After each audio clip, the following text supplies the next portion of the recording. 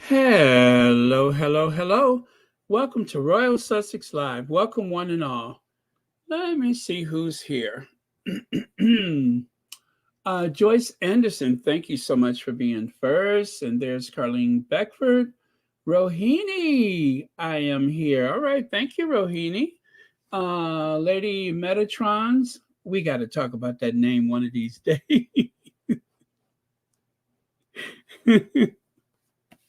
We got to talk about that name. I want to know where that comes from. B. Martim. Let's see. Peach Rose. Lady G. Antoinette Kennedy. And Fancy Fancy. Lambert Charles. Good morning to you too. Thank you so much for being here. Elaine Parker, as I live and breathe. Thank you so much for being here. Let's see who else. Hmm. Lydia Washington is here. You know what? Let me go ahead and, since you went through the trouble, let me go ahead and pin that to the top of the chat. Oh, and you know what? I'm going to do World Central Kitchen since Church Nelly went through the trouble. Let me do World Central Kitchen just in case anybody wants to make a donation. And I tell you what, I'll put the other thing on the community tab later. There we go. World Central Kitchen. If you want to support Chef Andreas and the rest of the crew, not only are they feeding people in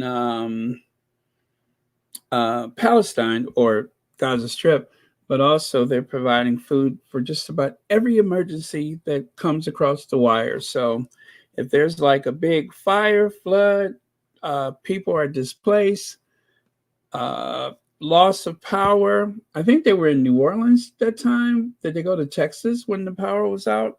So, yeah, they do some amazing work. So, yeah, please do, even if it's just $5, whatever you can afford, think about it. Whenever you're ready, they'll be there. All right. Thank you so much. And wherever you are, Chef Andreas, thank you. What a better, I'm sorry, what an amazing thing to do than to feed hungry people. It is just the barest necessity when there's time of trouble. The only thing that's more urgent than that is to provide water, but food and water, you can get through just about anything. And excuse me, and don't forget, it's also for the aid workers. When they had that hurricane, gosh, what was not hurricane? It was a tornado. That big tornado that I guess it swept through a Amazon shipping facility.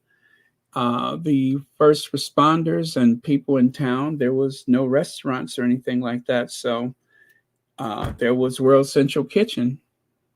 Admirable, admirable. Okay, so I'm going to hide my face here. I hope the microphone sounds okay. I'm always paranoid that the mic in the computer will switch on instead of the external microphone that I plugged in, which has been serving me very well, I must say. So I have no complaints about it, and you all seem to be good with it. So if that ever happens where it sounds weird, just remind me to check to see if that other mic, the internal mic, let's see. Yeah, for Ukraine, they donated $50,000. Really, I have no recollection of that, but I believe you. I probably lost track of it. I see so much material every day. Sometimes I can't place where what comes from. So, but thank you for that reminder. I really do appreciate it. Okay, so Stacey Abrams, waiting for the next book to drop. Another Cinderella. Dutch royals attacked. Wow, that was scary. Kate Middleton family shame. VS speaks royally, or as I like to say, the new sheriff in town. Bum, bum, bum. Check it out. It says the Mod Squad. And look over there. just as prominent as Royal Sussex, there is VS Speaks Royally. I figured for a content creator, someone who works hard to bring all the information we need, it deserves to be highlighted. So there you go. Thank you so much. Okay. So let me go back over to the other slide and go. Oh, by the way, I changed the thumbnail that I had for another video. I think it was one that I made a couple days ago. I was not satisfied with that thumbnail, so I wanted something that was more provocative. So this one right here is just like, come on, you guys, get a room already. But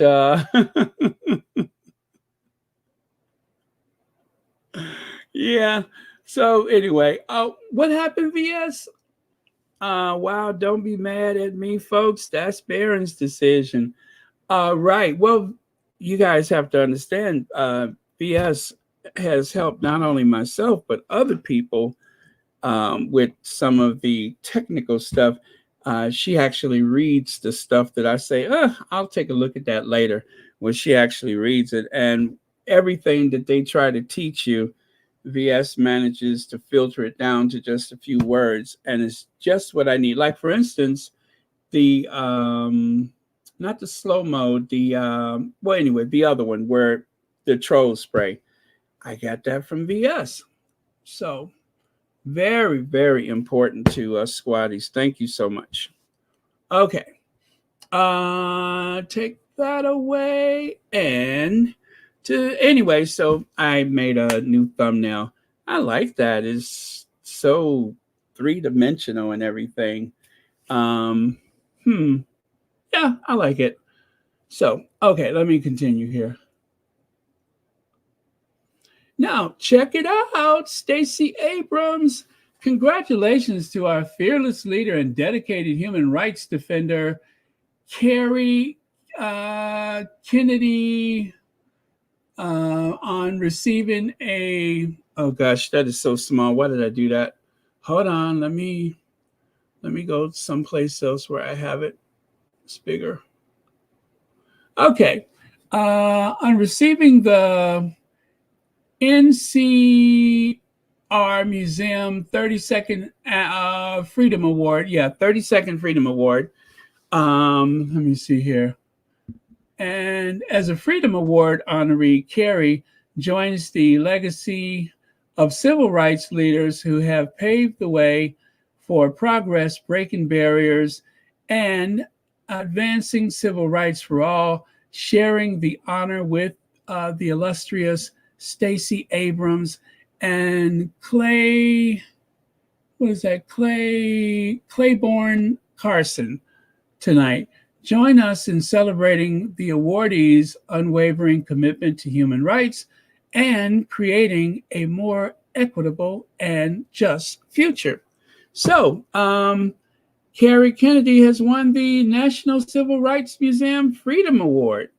And as you know, Stacey Abrams, as I just mentioned, has won it before herself. But check out that outfit. Where have you seen anything as amazing and sophisticated as that, I ask you? It's a cape dress, that's for sure.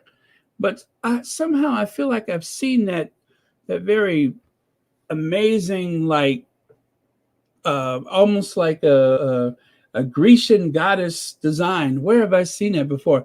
Oh, Elaine Parker. Thank you so much for the super sticker. And thank you for being up at this hour and watching Royal Sussex. Happy Saturday morning to you. Friday to the rest of us, maybe. But happy Saturday morning. So, did I hear anything? Yeah. Oh, I love her cape dress. Okay.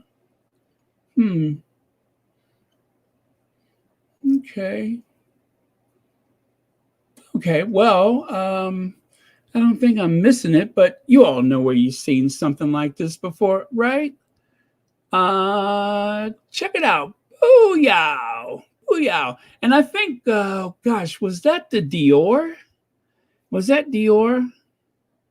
You would have think I had looked before I came on. But anyway, as you can see, it is a homage to the Duchess of Sussex. Yes, it is a cape dress, very similar, if not nearly identical in all but color, to the one worn by the Duchess of Sussex.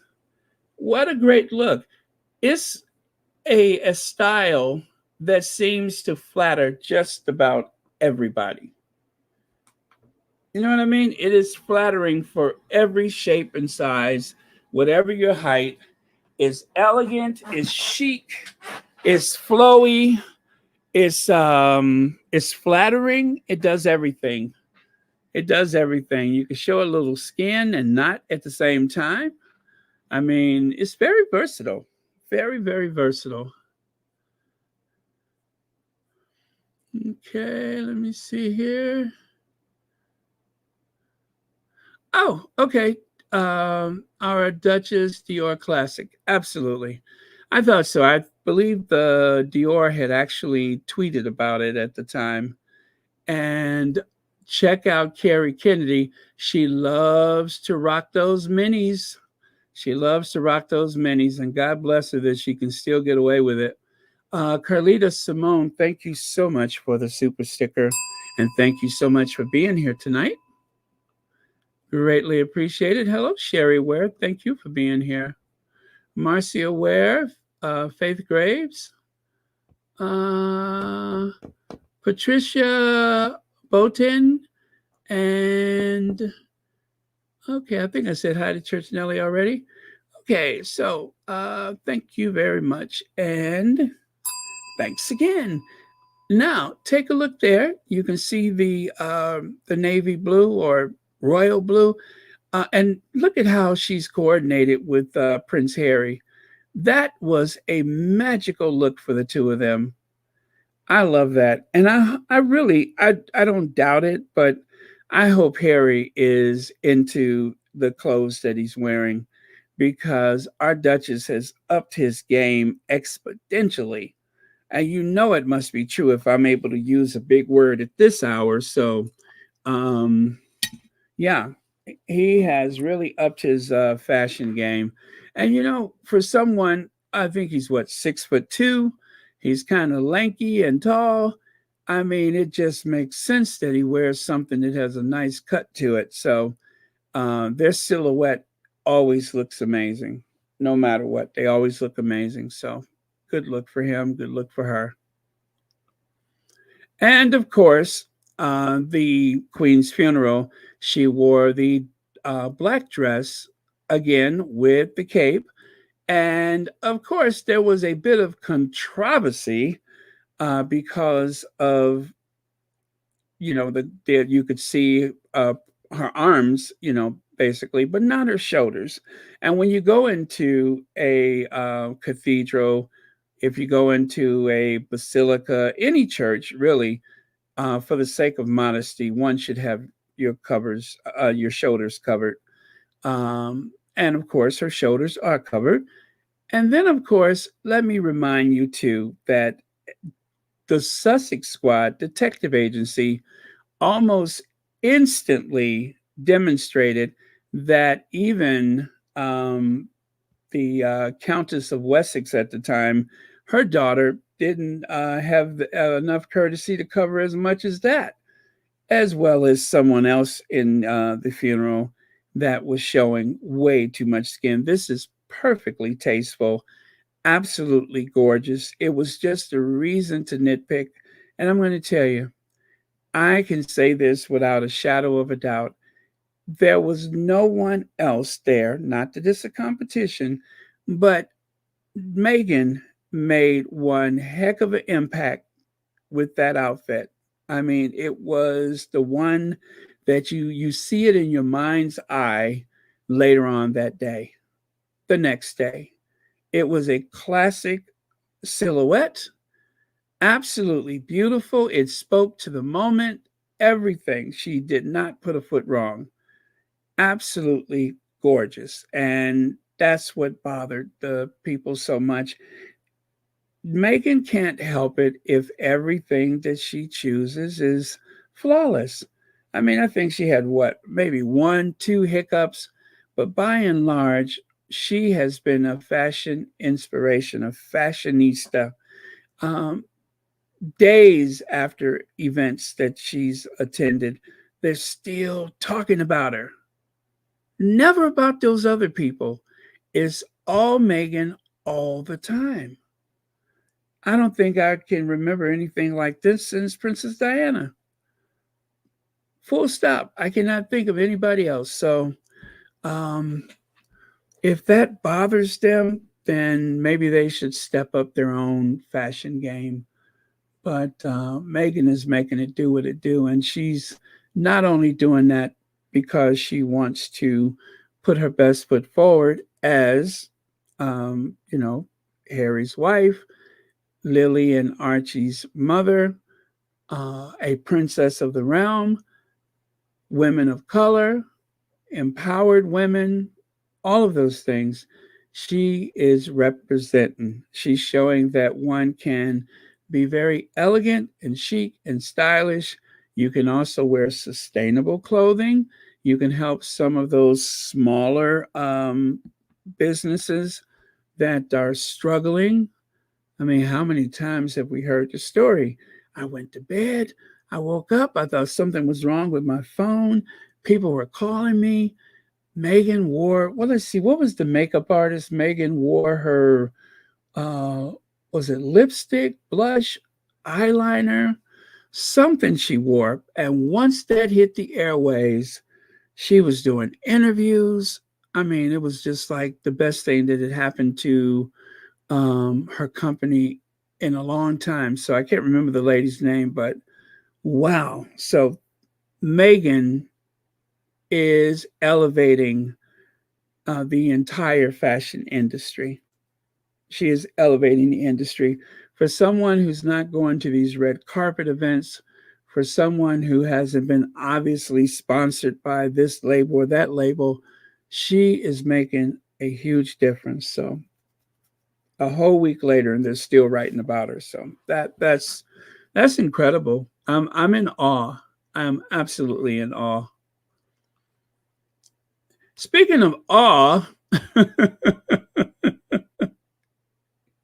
speaking of awe, um, Meghan Markle risks painful.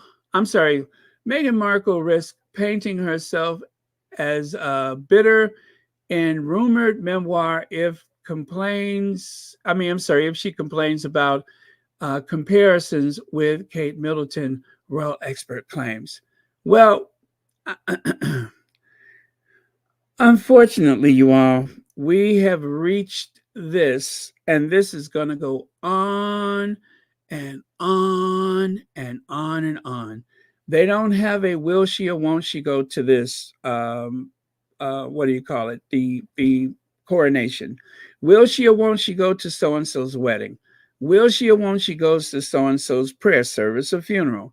So they have decided to go all the way back to will she or won't she write her book? So I think this is the first time that it's kicked off about the book. There's been speculation about it, but I think at this point, given the fact that this is October still, they're going to assume that there's going to be a countdown to what was it, February when Harry's book come out. They're trying to I guess figure out what the countdown is. We don't even know if there is a book. The Sussexes have a production company. They have so many other things that they're involved with before you get to a book. And seeing that they have been so busy lately, do you remember Harry was like in seclusion for a while before his book comes out? So, considering the fact that there has been nothing from the publishing company, there has been no official release whatsoever. I'm not saying it's impossible, but when it comes, it will come. Oh, January 10th. Thank you so much, Elaine Parker. You know, February, I think I'm thinking about the Grammy Awards. That's where I got February from.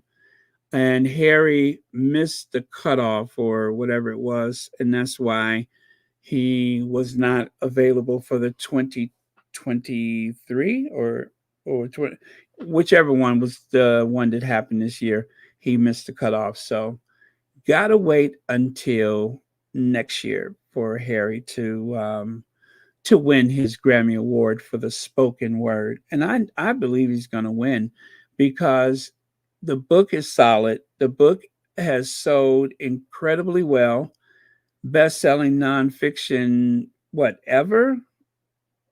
And of course, um, Harry's voice. Harry's voice. So all of those things combined, and I believe that Spare is going to win. Harry's going to win. So yeah, anyway, I hope this is not the start of the countdown. Um, I don't think that Meg. This is just my opinion. I don't think Megan's ready for her book. They're going in a different direction right now, and there will be time to reflect about things later, right? Harry had to put his book out for obvious reason, and that's because of the leaks and the briefs, etc. Also, it was just the timing was right for his book.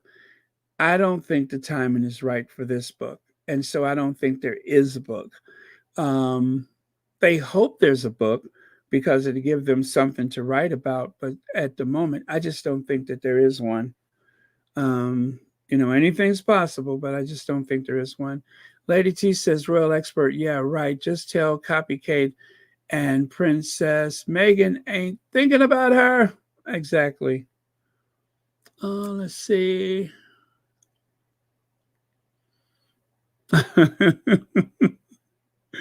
Oh, the Trump University gets their degrees from. Forgive the lack of ladylike manners in my comment, guys. Well, I mean, you got to call them like you see them, right? Sherry Ware say they're desperate for Harry and Meghan's story. They are manufacturing stories about the Sussexes. Yeah, they don't have a lot to talk about. I mean, I noticed that there's just no there, and I'm shocked because they could usually spin just about anything, but I think there's a fatigue from the public that they just don't want it. And you see, there's a lot of like people just from the general public that claps back at them about Harry and Meghan. And that's what shifted. So they don't have a choice but to stay in it and try to milk it for what it's worth. But there has definitely been a change. And the Duchess of Advocacy, Special K, she called it. She said it, and I was just like, huh, that's something to think about. Well, it turns out she was right. By being more public facing, by being more available for even the worst kind of photos, it has taken some of the urgency out of it. I really do believe that it has taken a lot of that urgency, that fever pitch goal to get a picture, any picture. I think it has taken some of that away. I don't know how much. I couldn't really gauge it, but I just believe that it's made a difference. So, if that is the case, and if that's what's right for them, then I hope that it continues to work out the way it is. But just seems like that to me. Let me see. Meghan's book and Harry's prequel was the Oprah interview. Meghan and Harry are just living their lives 4,000 miles away. Royal family competes with Harry and Meghan, not the opposite. Yeah, true. True. There is a one-sided battle. The Sussexes, for all intent and purposes, are ignoring them. I think they have just accepted that the briefing, the lies, and all that stuff is. But maybe I'm thinking about this right now. Maybe there's not as much briefing from Kensington Palace. Maybe there's not as much briefing from the clearance house. I don't think it's stopped, but maybe there's just not as much as it was before. Like I was toying with something um, earlier. We don't know what the status of Harry's visits to the UK are. Meaning, of course, does he get any type of protection or does he not get any protection or don't he or whatever? So it's I don't want to speculate about this out loud because you never know who's listening. But given the way things have been going, good and bad, maybe something's changed. You know, and if that is the case, I'm not saying anything that nobody else would know if they're from the UK. Maybe something has changed. Maybe is the being more visible. Hard to say, but maybe I'm hoping that something has changed.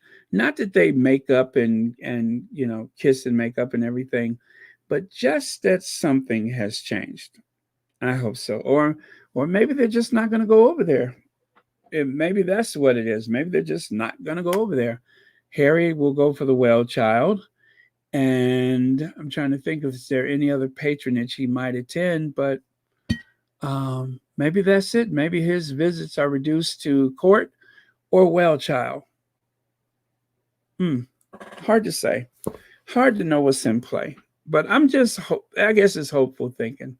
Maybe that's where I'm coming from. Thank you for your comment. Happy Friday night to you too, Sharon Chan. Let's see. Compton Caligal says not much briefing because Harry and Meghan is out and about being seen. The lies about them can only get so far. Yeah. And remember the other day, or was it 2 days ago, when I spoke about the lady that was at the the the thing that they had in New York. Gosh, the mental world and mental health day observed or whatever. Um, and that lady that the Rangers were insisting that Meghan was being rude and taking advantage of this woman in some kind of way. Well, I noticed that the tabloids did not jump on that theme. Obviously, if they have any like hint of competence, then they would do the same thing I did and figure out who she is. Oh, it's just someone whose values are in alignment with Megan's, and she had a chance to meet her or meet her again, whichever the case may be. So there was nothing there, but it doesn't stop them on social media. Um, but as for the mainstream media or the rags, if you will, they didn't take the bait. Sometimes they do, sometimes they don't, but they didn't take the bait. Now, there was a particularly bad article that I don't care to mention the contents of it, and I'd appreciate if you don't either, but there was one article that I thought was like the other shoe dropping. I thought it was going to be something really bad. And no sooner did I see it that it went away. And I think whoever gave the green light to that article was like, you know, really punching above their pay grade. And that was something that I would think that a lawyer would get involved with. So I haven't seen it again. I mean, it disappeared so fast. I'm wondering if I've seen it at all. But, it's gone. So good.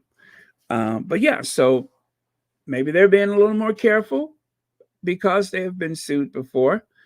And even though they seem to, you know, take pleasure in having suits filed against them, Harry is that rare individual who has deep enough pockets that he's not going to settle out of court. He is not going to settle out of court.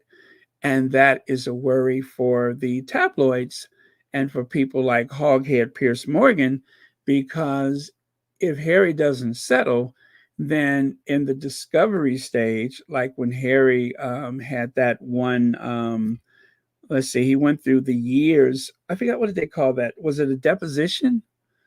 And I did make a video for that. And gosh, how many hours was that video? But it was everything that was in the deposition.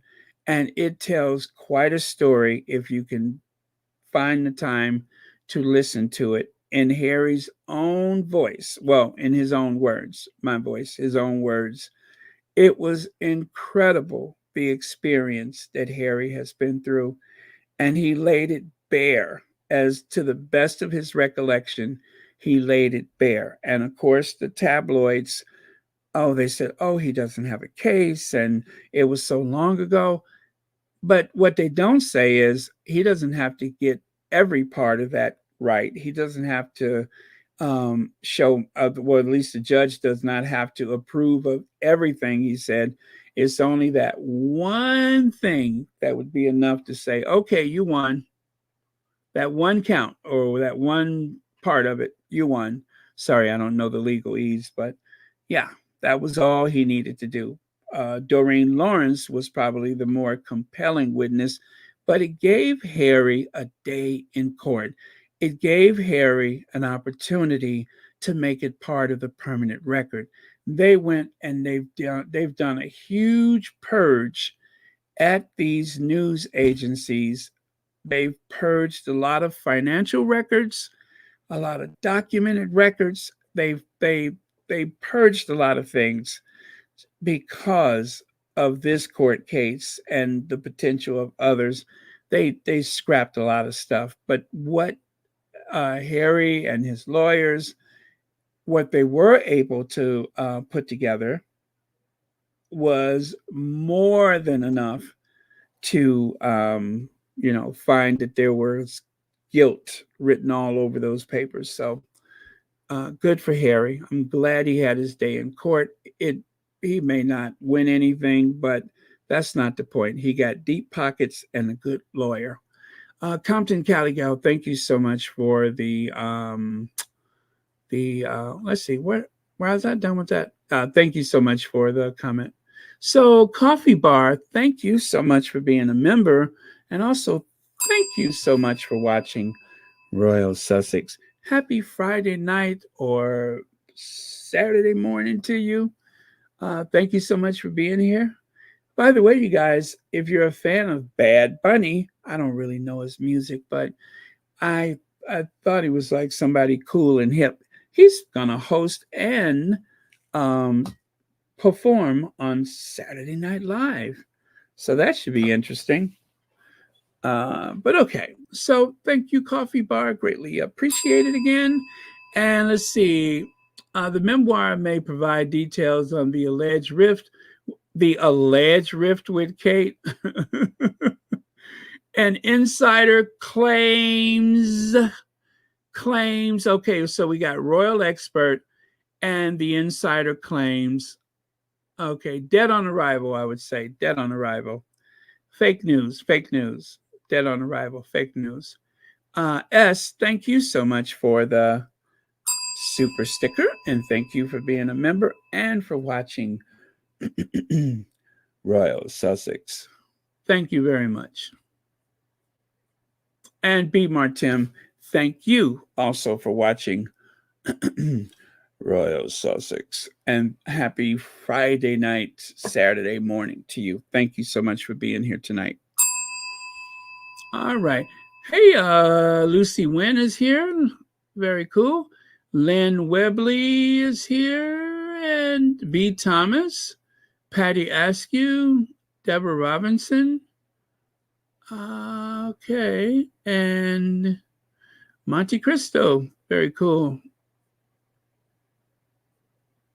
Carol Terry Jones says, I believe the British media have a topic bowl filled with a variety of topics they can use to create a Meghan Markle story, a Prince Harry story, and a Sussexes story to keep the mess flowing. Do you think they roll the dice or they just stick their hand in the bowl and pull out a scrap of paper? Did they make fortune cookies? Now that would be interesting to find out that they made fortune cookies. But thank you so much for your comment. Okay. Is Big Mama in the house?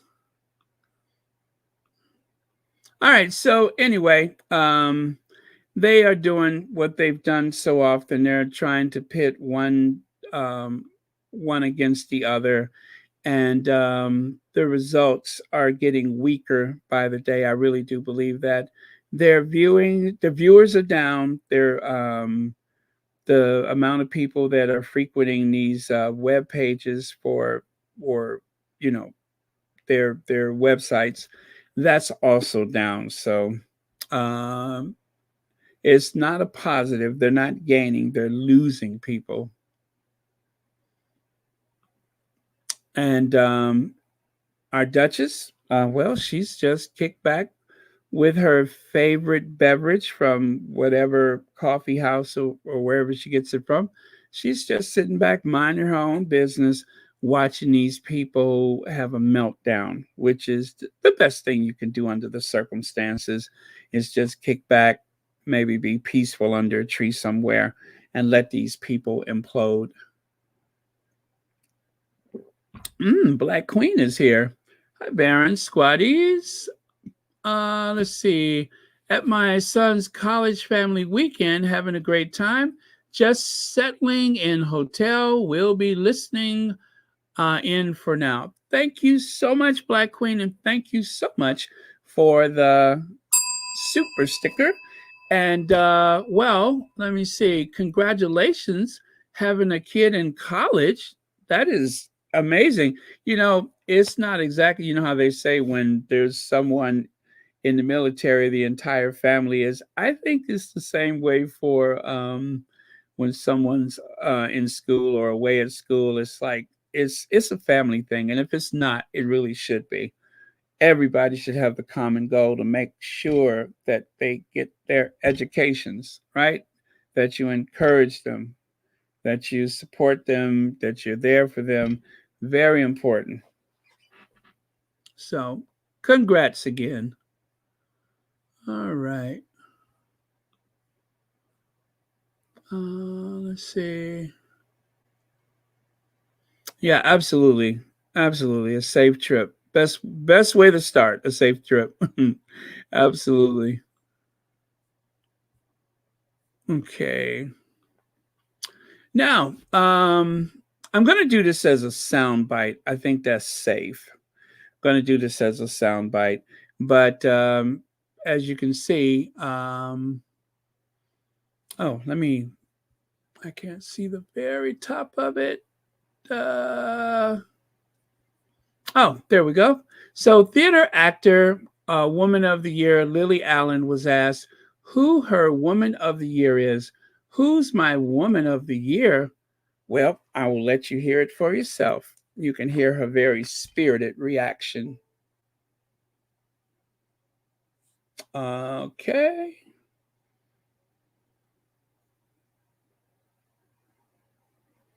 Nope, not that one. But yeah, I like her energy. My Woman of the Year, Meghan Markle. She just one big middle finger to the British press in particular. No, I don't know, whatever. One more time. Who's my Woman of the Year? Meghan Markle. She just one big middle finger to the British press in particular. No, I don't know, whatever. Who's my Woman of the Year? Meghan Markle. She just one big middle finger to the British press in particular. No, I don't know, whatever. Now, whatever she muttered at the end there, I could not understand it, but I do agree. Woman of the Year, absolutely, absolutely. Um, and it just goes to show that there are people paying attention, and I'm so glad that she mentioned the British press. I'm so glad. And of course, to be fair, the tabloid media, which increasingly is hard to tell which is which, but let's just say the Rupert Murdoch type of media, tabloid media. I hate to indict the entire British press, although sometimes it seems like they all have it in for her and Harry, but of course that's not the case. So don't want to, drag them all into it, but it's enough of them that you can comfortably say the British media. And so Lily Allen, like so many other people, have observed. She's heard the message. She's catching. What is that they say? She's picking up what they're putting down. She knows what they're going through, and if she knows, and other people know, and that people are having these conversations, they're watching the docuseries, they're reading Spare, they know of the Oprah Winfrey interview.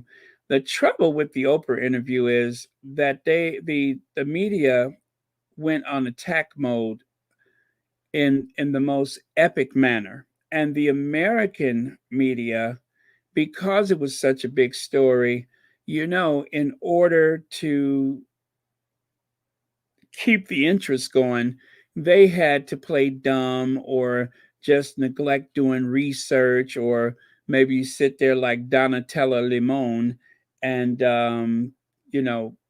accuse someone of doing exactly what you have done when you wanted to push your book on people that did not sell nearly as well.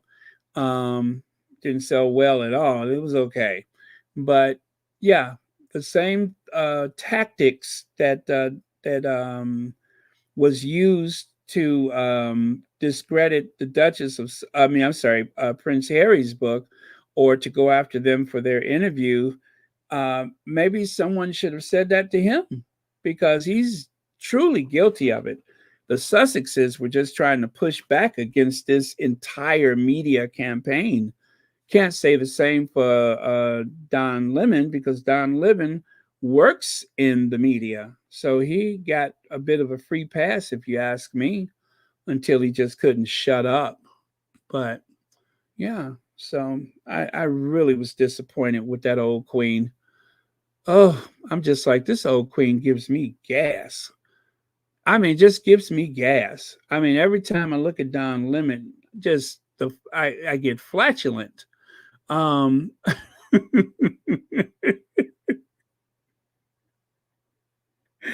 I'm like, Lord, it's coming out of both ends.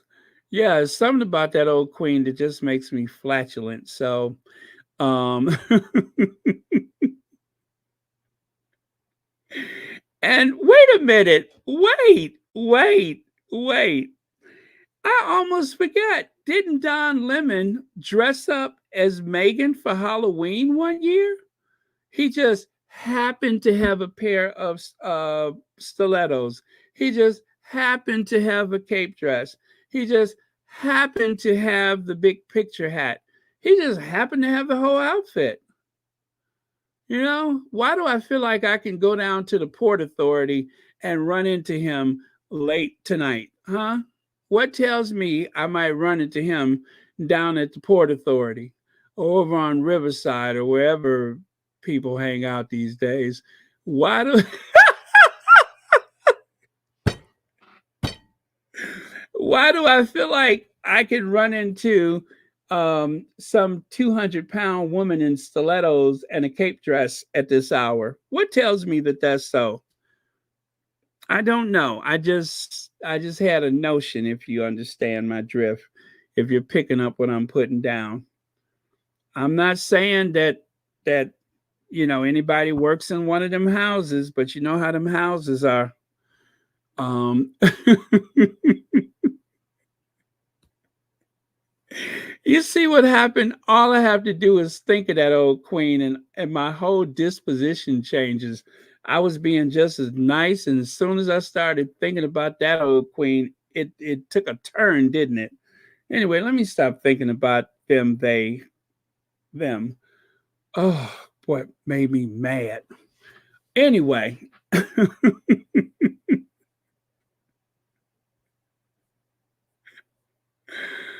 Okay. Let me have a drink of water. I'll be okay.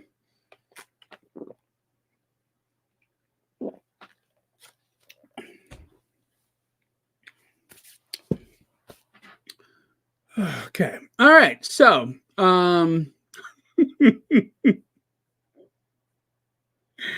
anyway, if anybody is going to be near the Port Authority later tonight, please have your phone ready, okay?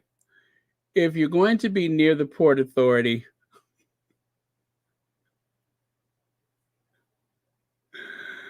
uh,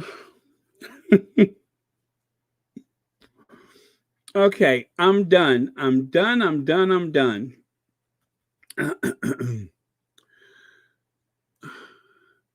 Let's see. What was I talking about? Oh yeah, I'm done with her. Okay, let me go on. So check it out. Release the Kraken. Sydney, what is her name? Sydney something. I knew it earlier. But anyway, that's that twisted lawyer person that Trump hired to try to help him circumvent the law, to try to help him undo the United States Constitution. Uh, he can find some of the most Sidney Powell. Thank you so much, Compton Caligal. He can find if there's somebody crooked, he gravitates to them, and they to him. Anyway, she has dug a hole for herself, and pretty soon she's going to be cutting a deal. Her and some other guy.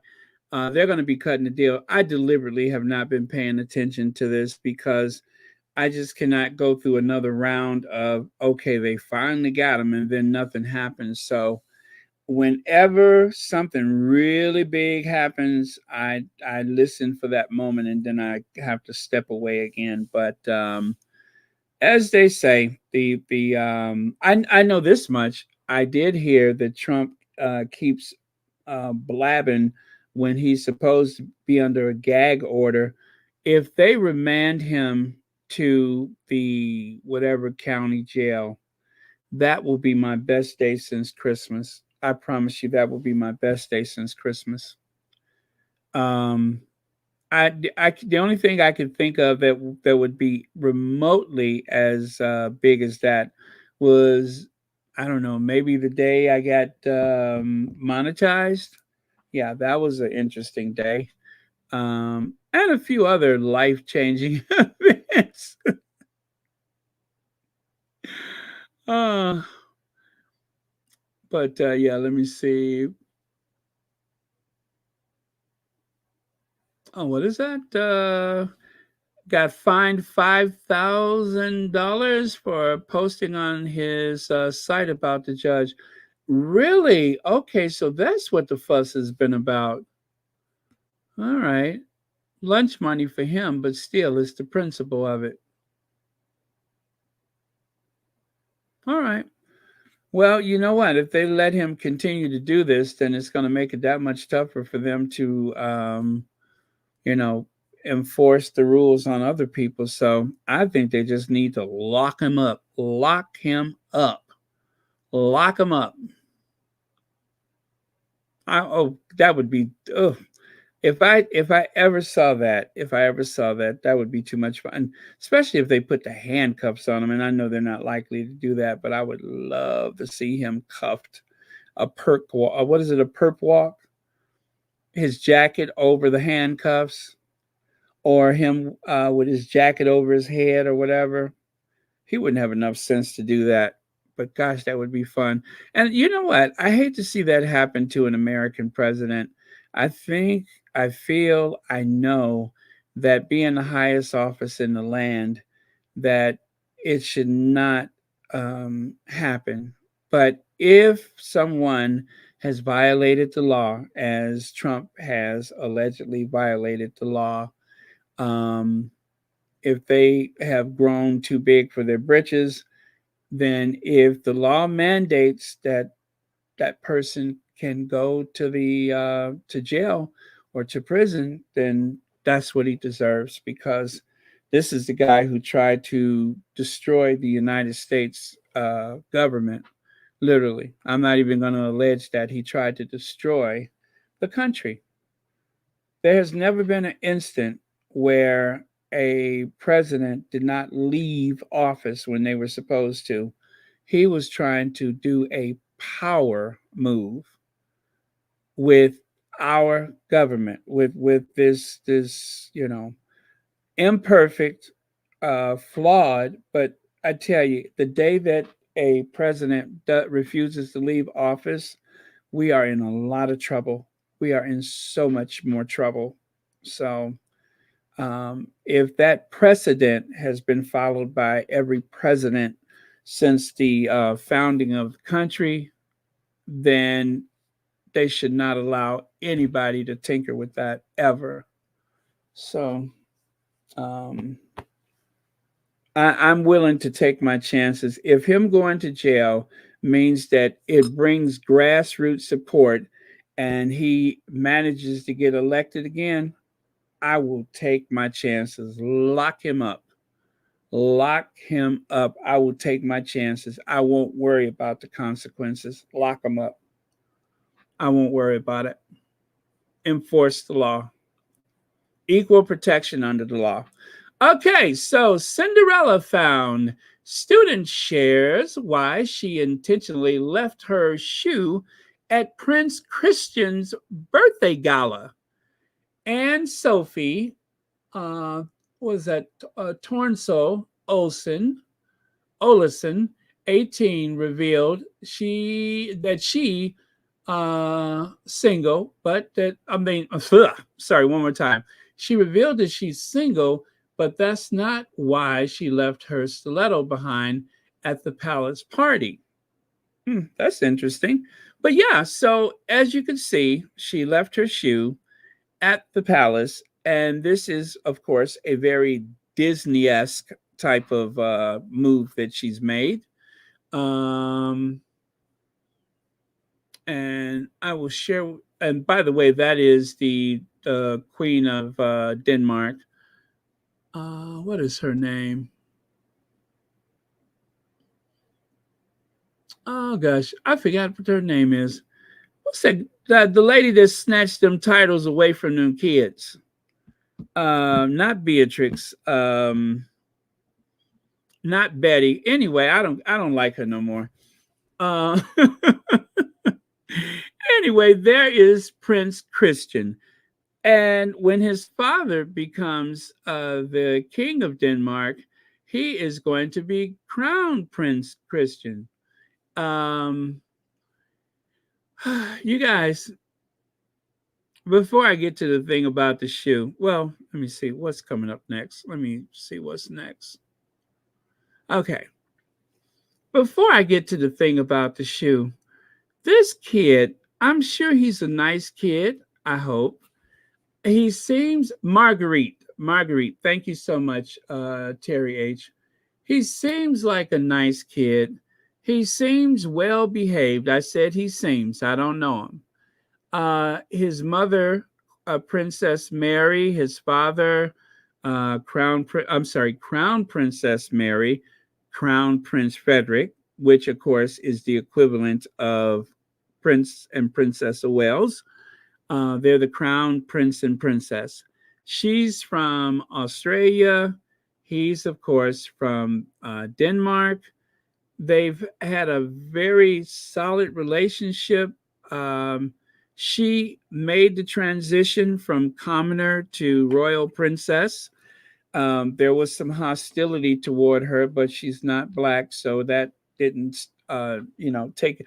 And by the way, I love that outfit she's wearing, but that didn't take anything away from her, right? But I'm just afraid that they have raised a very stuffy child, and I'm going to show you why. Um, I was trying to find a photo, any photo, where he looked like a teenager, right? Every photo, he looks like a prince, even when he's not wearing a sash or medals and such.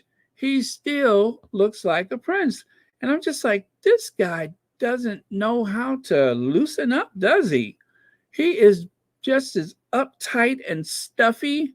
Now, I'm just saying by outward appearance, and I think there was some trouble at his school some time ago, and his parents took him out of school. But whatever the case may be, I am going to say that his grandmother, Marguerite, is doing the same job on him that happened to Charles III and probably a few other ones before him, like, his mama. But um, I think that he does his thing as a prince so well that he's encouraged. I don't know, Church Nelly. I'm not gonna pick on this baby. I don't know him like that. But I look at him and I'm just like, I mean, you guys go ahead and see if you can find anything, but Google Prince Christian of Denmark, and he just looks picture perfect. It's like he's from one of those Hallmark romantic comedies. I'm just like, is that okay? Is he gonna just like go berserk at some point? Like well, I'll tell you what, his midlife crisis. Now, about the shoe. Let me do the shoe first before I go on and finish making my point about him.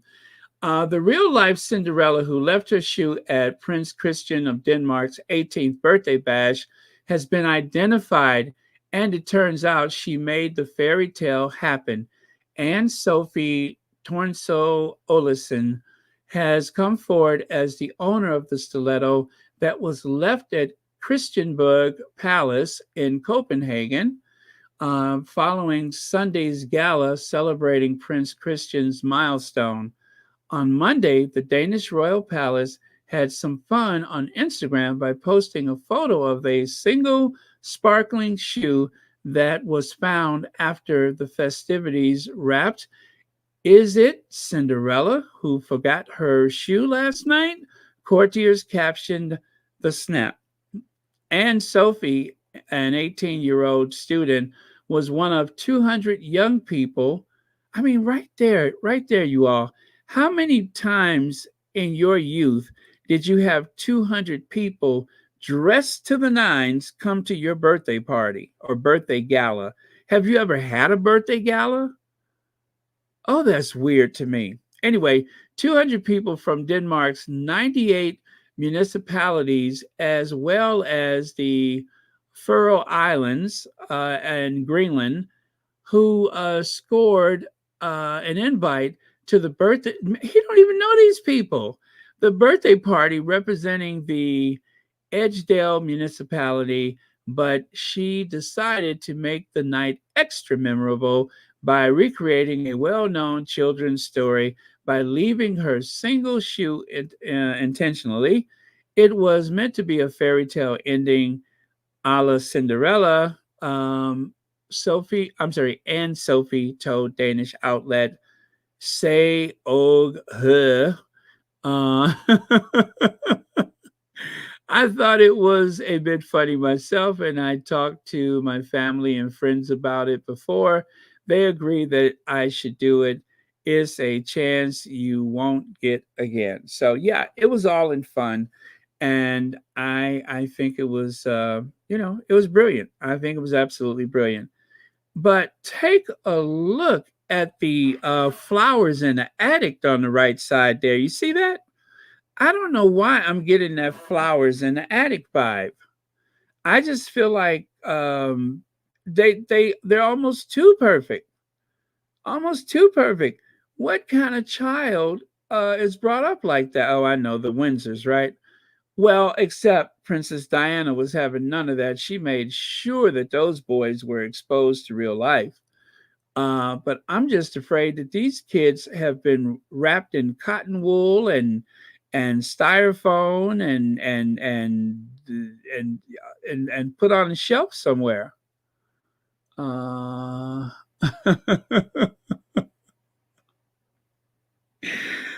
Jose Williams says wouldn't call Harry hot, so probably wants to leave his shoes somewhere. Harry may trip over it. Imagine all those jealous derangers. Who'll be leaving shoes strewn around for Harry. Yeah, this was a clever idea, though. It's too bad she didn't find a glass slipper. That would have been so much better. But still, this was cool. Don't know how she pulled it off, but that was cool, though. That was a lot of fun. I approve. I think that was a memorable.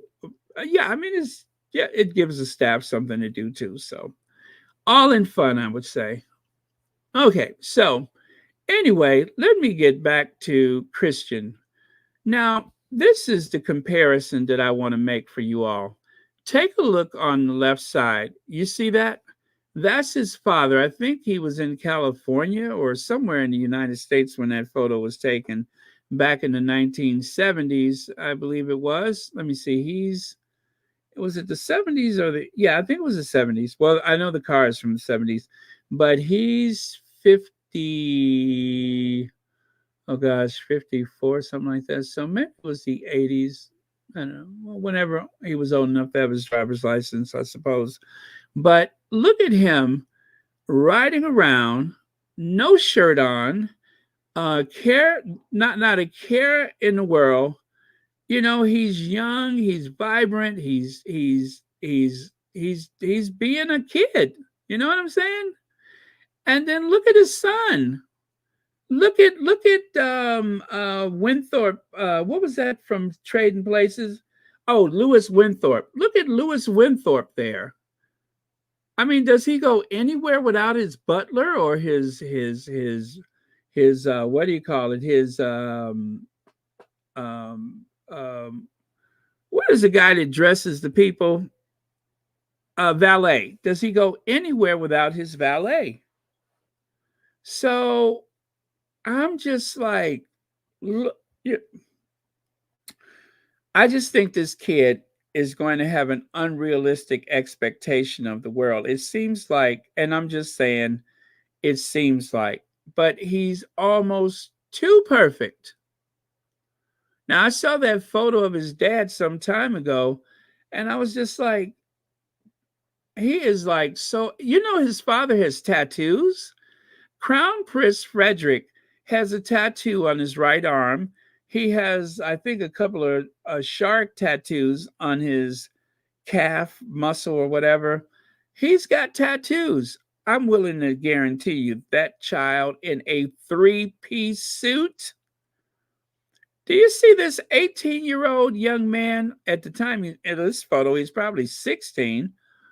Do you see him wearing a waistcoat, a button-down waistcoat, and I mean, this is just. Did you all Google? I could not find anything where he didn't look like he was about to have a high tea.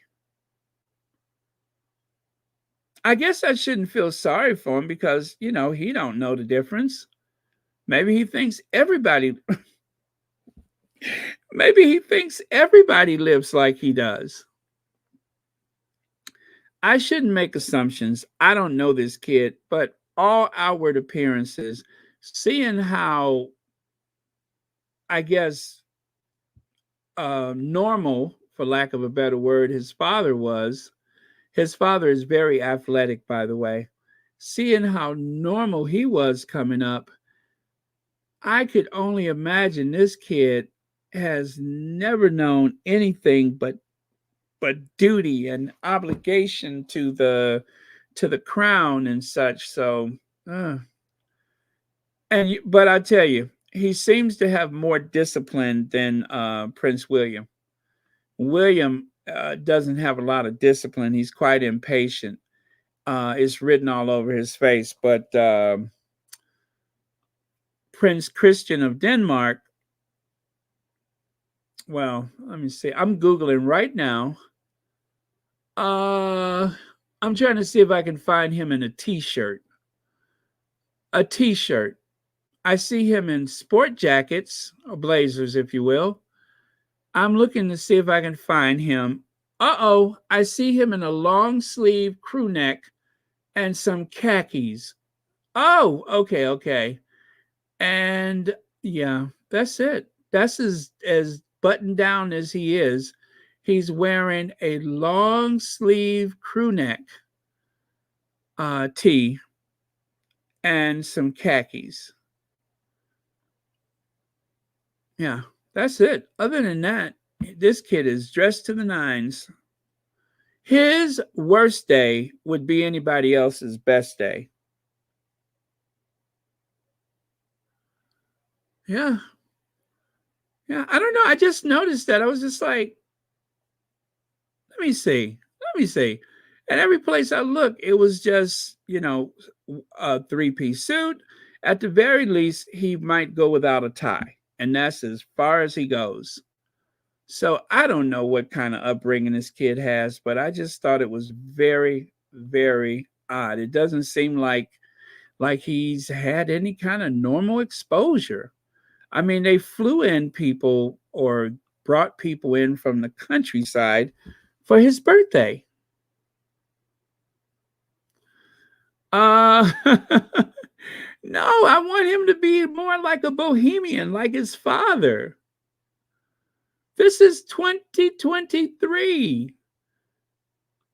I just feel like they're setting this kid up for a big disappointment. It's 2023. Yeah. I'm sure that he makes his parents proud. I'll say that. I am more than certain his parents are proud. How could they not be? He does everything perfect.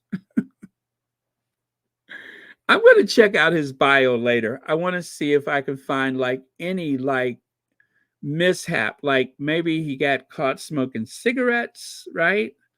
Maybe he threw water balloons. He has to have done something. Let me see. Yeah, I'm just saying from appearance, I don't have anything better to do.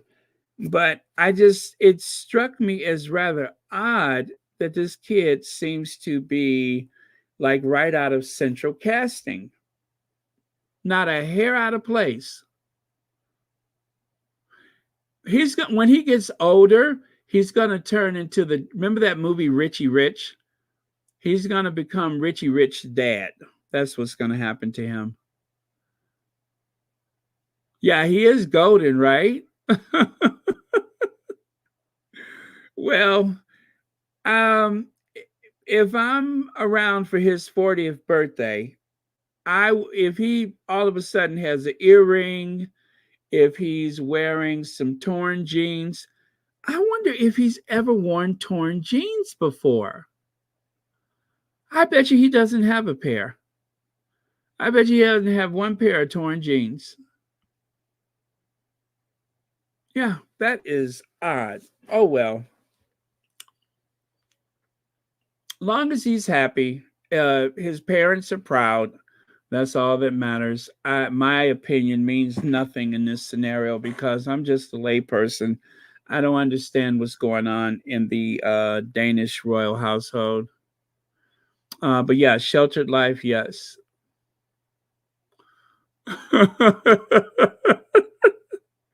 VS, you think so? VS, see if you can find some dirt, anything. I want to take a look. I want to take a look. Let me see. Prince Christian in trouble.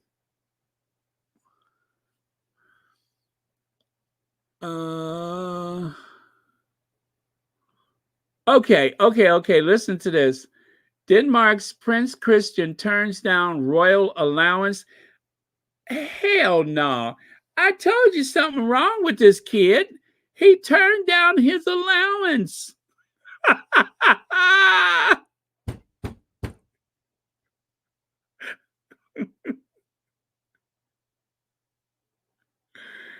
He turned down his allowance.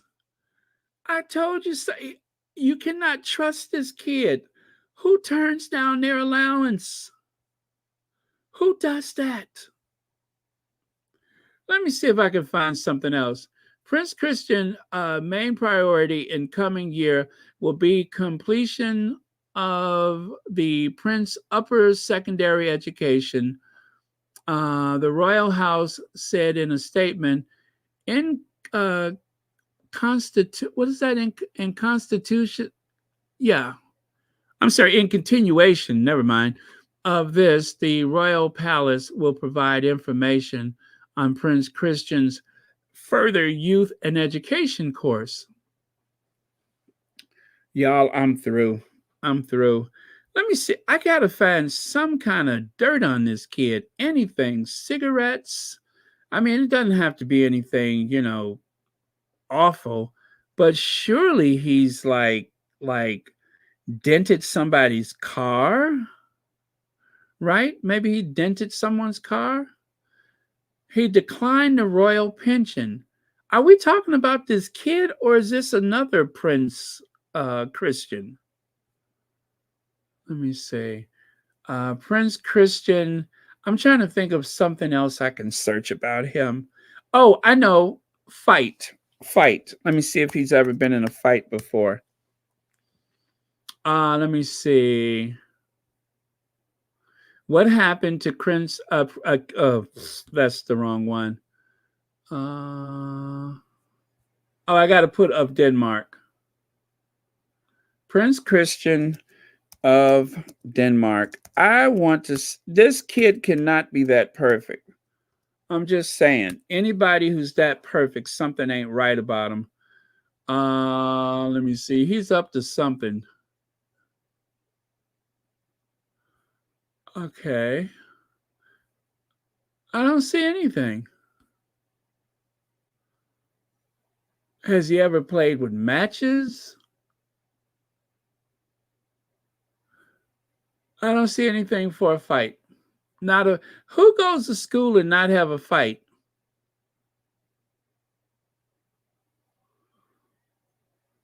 Let me see. Did y'all find anything? I'm looking over here now. Y'all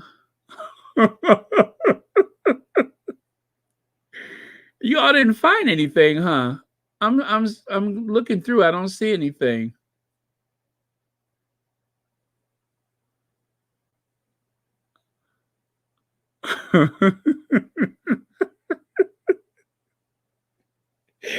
Church Nelly.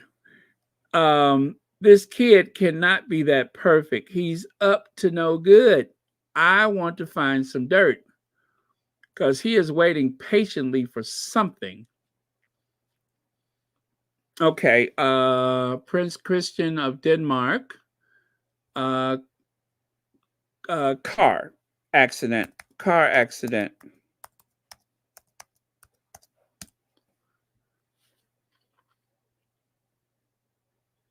Nothing. I don't see anything.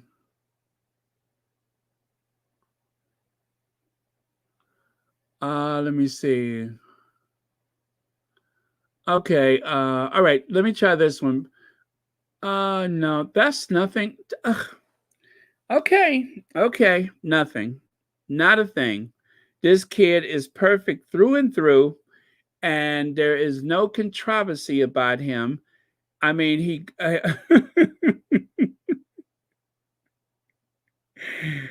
I don't trust a kid that turns down his allowance.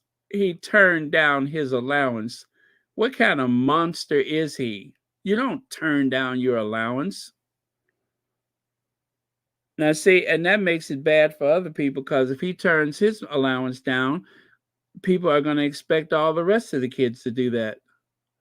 All right. Well, I tried. I couldn't find anything. I guess he's just that perfect. Not a hair out of place. Always dressed to impress. Not even torn jeans. Just comparing him to his father, it just seems awfully strange that he's so perfect.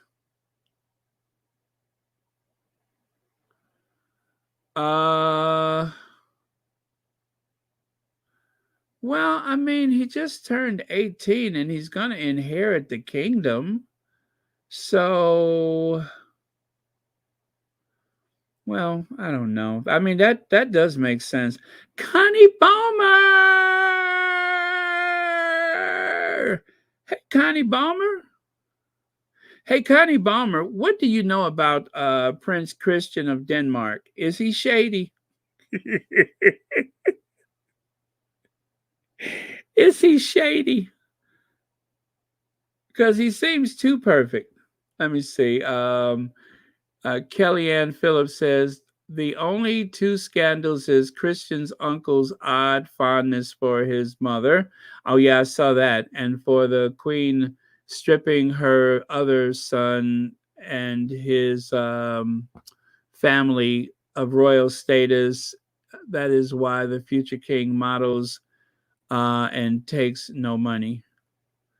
Oh, he's been modeling? Okay. Okay, well that's kind of bohemian. That's artsy. Okay. All right, so that's something. I feel better now. I feel like he has a pulse, right? I feel like he has a pulse. At least now we know he's alive. All right, so let's get to this spot of bother. The Dutch king, queen confronted by protesters on visit to South Africa's slavery museum. Angry protesters in Cape Town have confronted the king and queen of the Netherlands as they visited a museum that traces part of their country's 150-year involvement in slavery in South Africa. So, this incident, I looked at the video. It is very disturbing because, as you know, when there is a crowd of people, anything can go wrong. There could be a panic, a stampede, someone can throw a projectile or something. Um, Anything could happen. So I was very bothered by this because I like those two people. He has publicly apologized for slavery. Yes, I know it's just like a little band-aid. It doesn't really do anything.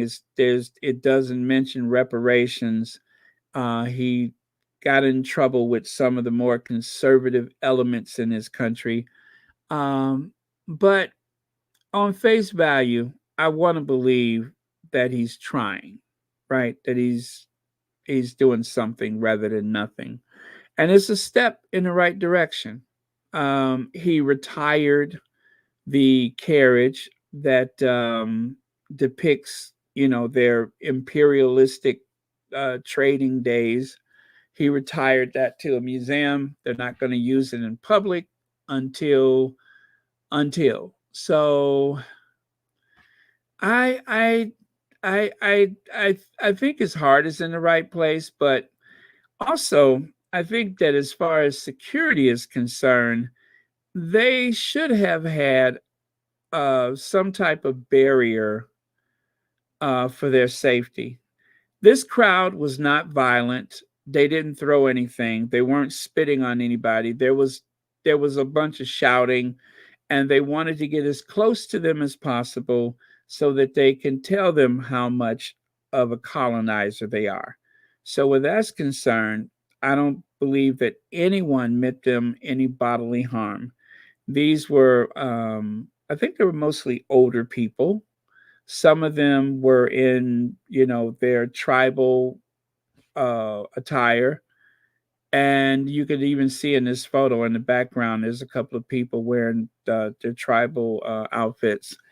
But I'm just really disturbed that the crowd was able to get out of hand like that. Um, I don't want to see any foreign dignitary in harm's way. Now, the real punk move was he actually got in the car before her, and that looked really bad. That looked really, really bad. Um, I'm hoping that he assumed that she was, right behind him. Well, she ended up making no trip around the car with the aid of security herself. So It was a very ugly scene. Again, I hate that something like that happened because they seem to have their hearts in the right place. They have been going to places and learning, asking, talking about the slave trade. They're not hiding from it. They're not trying to discourage people to not talk about it. But I'm going to put it on the security people that they were able to push in so close like that. That should not have happened. But, maybe they were expecting to do like a little walkabout and they weren't in the mood for a walkabout. It's a very hot topic, and I don't begrudge anybody for wanting to express their feelings. But when it became very clear that this was going to be a lot of pushing and shoving, which is exactly what happened, then that was just a little too close for comfort for me. Um, Helen Grown, thank you so much for 25 months of membership. How in the world did that happen? Helene says they took the protesters inside to hear their stories. Not everyone could go inside the museum, and that's why some were angry. Okay, that makes a lot of sense. That makes a lot of sense. So they're outside, and they didn't have a chance to participate and got very frustrated and heated about it. That makes a lot of sense. And so that explains why they didn't have any extra, barriers or anything like that. Again, it doesn't appear as anybody was trying to harm them. The Queen Maxima, she actually walked around the car and she at one point put her hand up. I think someone was like trying to, usher her really fast, and she's like, "Nope, nope, nope, nope, I got it."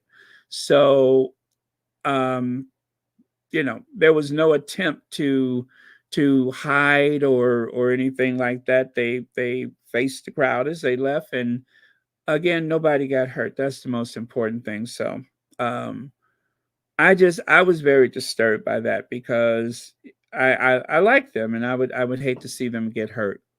So I'm going to, whoever did this planning, whoever planned the visit, whoever was in charge of security, somebody dropped the ball.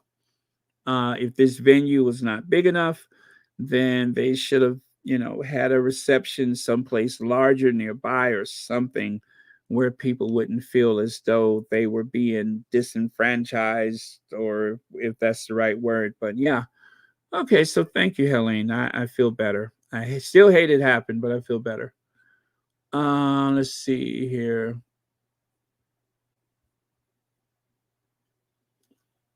Mm. Oh, Connie Palmer! Thank you so much for the super sticker, and thank you for being a member of Royal Sussex. And happy Saturday morning to you. Okay. Anybody have any comments about that?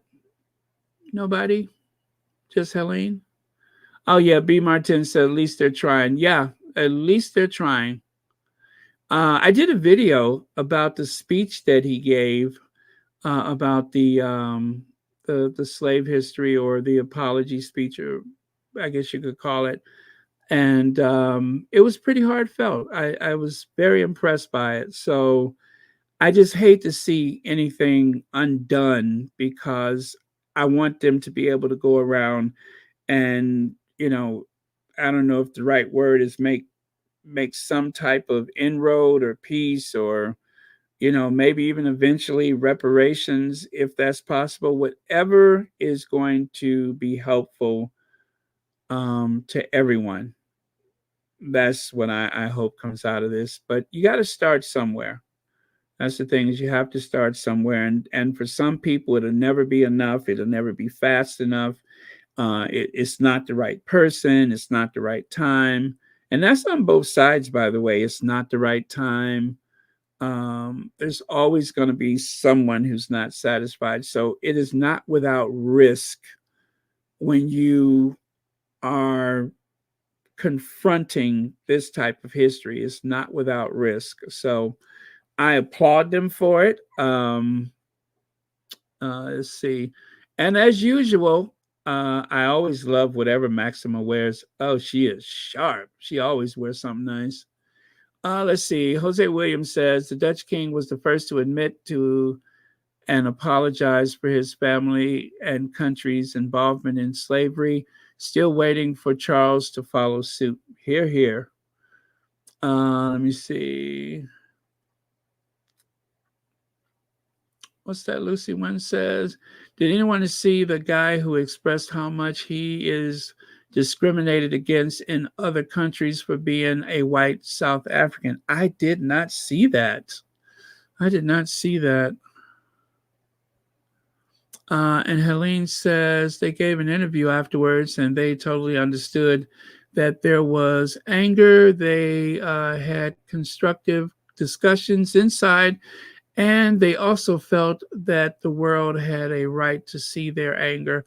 Yeah, that's and that's I'm glad you said that, because that was what I saw. That was what I saw. It didn't seem as though they were taken back by it or upset by it. They, obviously were concerned about a crowd, but other than that, like I said, the queen, they were trying to hurry her along and everything, and she just kind of put her hand up and she's like, I'm good, okay? Let me just walk around here on my own. But yeah, they were doing what they were supposed to do, to be overly protective, which is a good thing. But when that happens, it only makes the situation look worse. And there was no violence. These people, it wasn't even a very big crowd.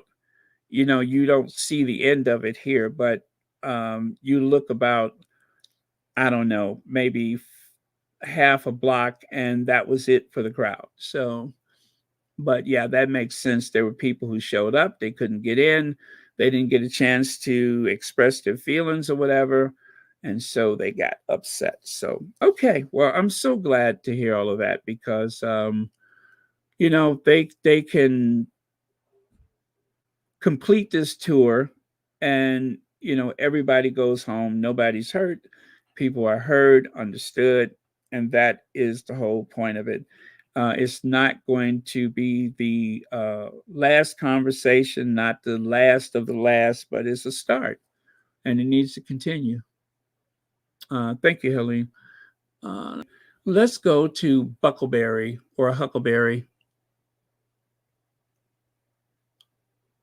Let me see here. Wait, where is it? Huckleberry, Buckleberry.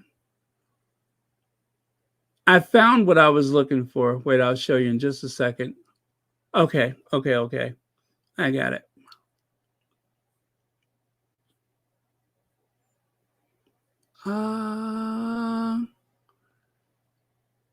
Okay, that's not it.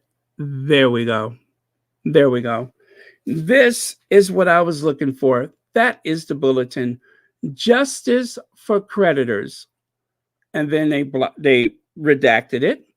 Buckleberry Party Pieces Holdings Limited owes its creditors £2.5 million, including £831,435 to HMRC, a government loan. Yes, folks, that's tax. They really called them out. That's taxpayer money. Petition to insolvency service. The future king in-laws screwing his creditors, shameful, caught up. And then I wish they wouldn't have blurred that out. I wish they would not have blurred that out, because I bet you some juicy stuff that's behind the blurs. But yeah, I wish they wouldn't have blurred that out. Buckleberry Party Pieces Holding Limited owes creditors £2.5 million, including 800. I mean, they're so specific. £831,435 to HMRC. Is that His Majesty, Her Majesty Royal Court? Maybe? Is that the Royal Court? And government loan, yes, folks, that's taxpayers' money. Petition the insolvency service. The future king in-laws screwing his creditors, shameful caught up. So the red signs there was one at the village shop. There was one at the village hall. There was one on I guess they have one of those bulletin boards at the church. So there was one at the bulletin board at the church. They even put one in the cricket field. And let me tell you something, Buckleberry is not that big. I don't know how you could have posted something like that without somebody seeing you. I mean, this just may be like an angle of it, but that doesn't look like a very large village. It's Buckleberry. So, yeah, and so they said that, what's the son's name? James Middleton, that he and his father, they went riding around ripping those signs down.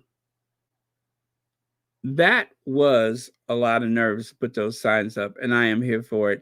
This sign, I don't know. Well, hold on. You'll see here. You see it?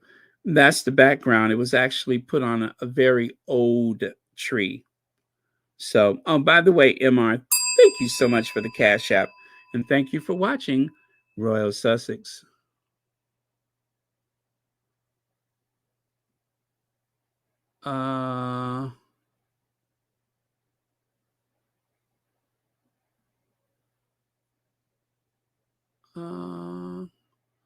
Is there a troll or something?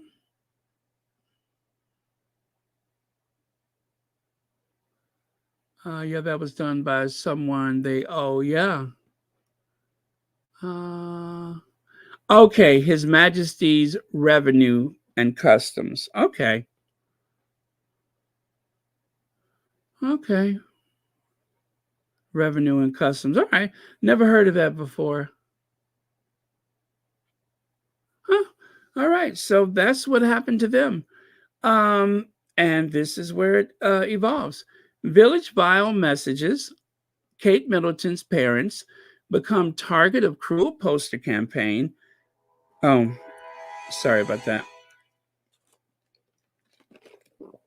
I keep saying I got to get my humidifier out, but I really got to get my humidifier out. Oh, okay.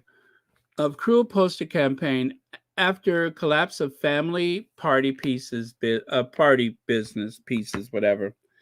And then, of course, party pieces folded with 2.6 million pounds of debt. The creditors have been calling on the couple to pay the outstanding sums out of their own pockets. Princess Kate's family targeted in vile hate campaign as Jay Middleton left enraged. So, and of course, he was one of the people running around tearing the signs down. I think they should ask Uncle Gary. Uncle Gary got some money. So, penniless princess is what someone referred to her online. And of course, I threw broke in there just because. Angry suppliers are still owed money after. I mean, it's so bad, it looks like her mama's having a stroke. Angry suppliers are still owed money after the closure of Party Pieces, which was sold by Kate's mom, Carol, and dad, Michael, shortly before it went bust earlier this year. So they knew that it was going bust, and they quickly sold it. Whatever happened to that company could not have happened in a bubble.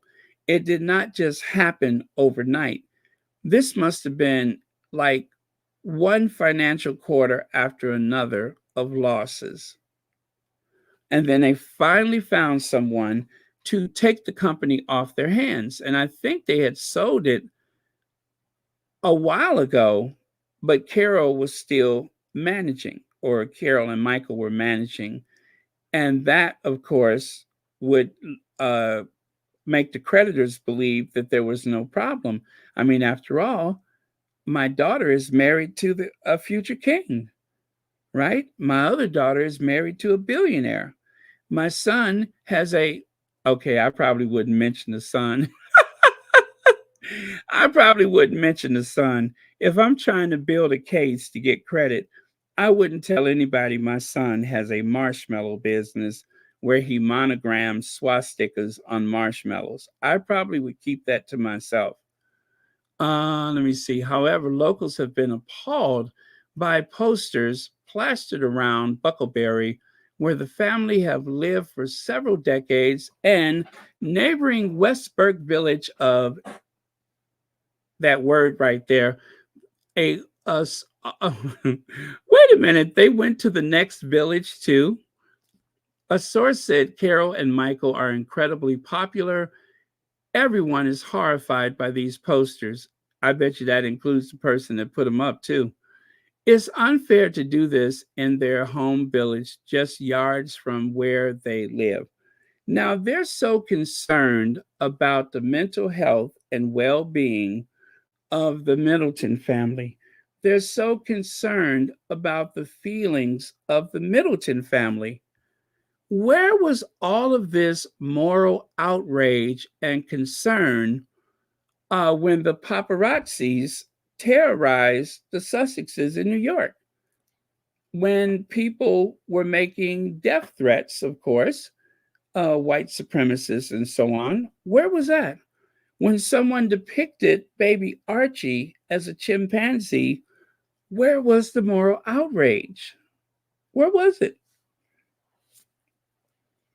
But you let somebody put up a sign or two or three or four or several hundred, I hope, reminding people that the future king's mother-in-law and father-in-law are in debt and refuse to pay up. And everybody is running to their aid. Wow. All I can say is wow. You're running to their aid. You're worried about their feelings, but you were not worried about Meghan. You were not worried about Harry. You don't care about their kids.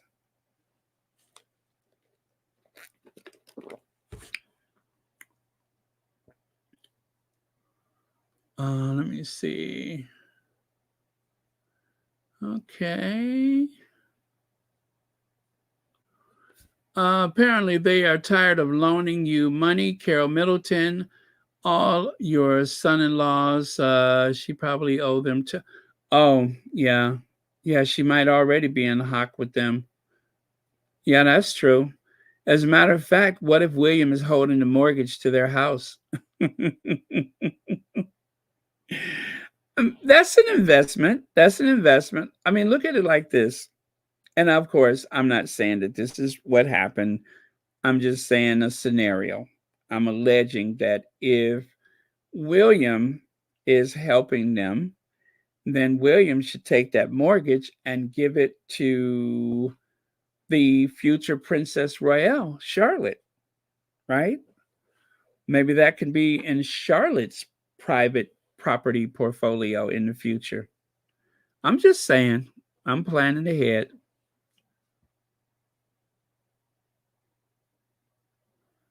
Let me see here.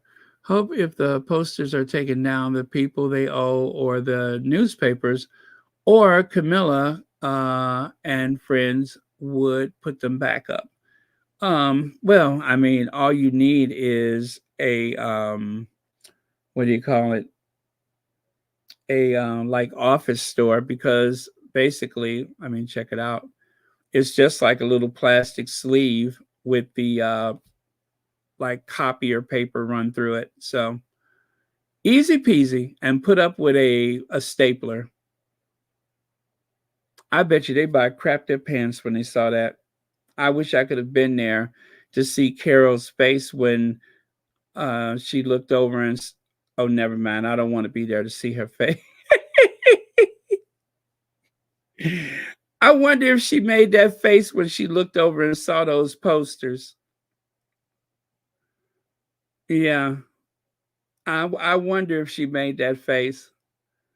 Now that looks like it's Wimbledon. I wonder if she looked over and noticed that Meghan had a fedora and her face just kind of locked up like that. But I tell you though, it's something about those Middleton gals. They know they can pull a face. They know they can pull a face. As evident, let me see, wait for it. As evident, they know they can pull a face. Yeah, they got most people beat. One more. See what I mean? Yeah, they're a family of a million faces. Okay. All right. So let me see. What is next? Okay. Prince William and Kate are cracking under the relentless pressure of royal work. Another day, another palace briefing about Prince William and Kate's rage toward the Duke and Duchess of Sussex. They're just going to keep repeating it for the next 10, 20 years. Will and Kate are big mad at Harry and Meghan. And let me see the why of the I'm sorry, the why of it changes week to week, but an old favorite just dusted off because Harry and Meghan exits. Thank you for not using the M word. Increase Peg and Button's workload. This is celibacy, by the way. Um, the added twist here is that Will and Kate are now under so much work pressure, in my opinion, that they're turning on each other because, oh, let me move this out the way. Okay, that they're turning on each other. Please, it's been years and I still can't believe that Team Keen believes this is a winning message. Keen, that means excited to do something, committed to do something. So celibacy have what they call the keening season. And every year, Kate is keening to do something big, right? So they call it the keening season. So keening season usually starts, I believe, January 1st. They start talking about it at the end of the year. And then by January 1st, they start doing all their engagements. By March, they have slowed down significantly. And of course, let me see, when did they go on vacation? I believe right after Trooping the Colors, that's when all of the Windsors take their vacation. And then they don't come back until September. That's the usual schedule. It's up to Balmoral. And of course, Will and Kate, they cut out and go someplace else. So that's why they call it a keening season. They have a winter vacation. And then, of course, they have the very long summer vacation. The winter vacation, of course, is around Christmas time. And that lasts, I think, for like what, a month before and after Christmas? Something like that. They'll issue a Christmas card, but you're not going to see them unless she do another one of those Christmas Carol things. That might be her new tradition. Let me see here.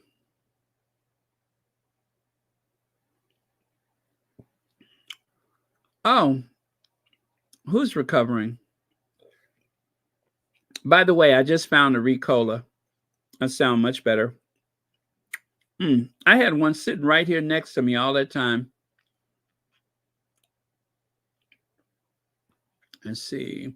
Play your teeny violins for them, folks. They have to work. It's not for Harry or Meghan to carry their load. Space and cosplay didn't carry the load off Though that is for Queen Elizabeth II or for King Charles III, or even for King Charles III. And let us not forget um, Philip. Philip had almost as many engagements as the Queen, sometimes more, I think. And who else? Oh, and then I heard that they want to bring Beatrice and Eugenie in to work. I don't believe that because I don't think they're around enough to do those engagements. They have their own charities or patronages or whatever, and I couldn't see them doing anything more than that. So I don't believe that one. But they're saying that Will and Kate and Charles and Camilla, they want to bring Beatrice and Eugenie in to take up some of the work. But the thing is, um, not Edward, but Andrew had wanted them to be more active within the family a long time ago, and Charles said no. So that's why I doubt it, because Charles does not have enough sense to admit he was wrong. And if he asked them to do any engagements, then that's admitting he was wrong, and he's not going to do that. So, Lex says yogurt parfait and Sir Pegaway need to take a seat. Why does it look like he's staring at her fingers, though? Why does it looks like he is either regretful or thinking about a matching set? It's either he regrets it or he's looking for a matching set. I'll let it be your choice.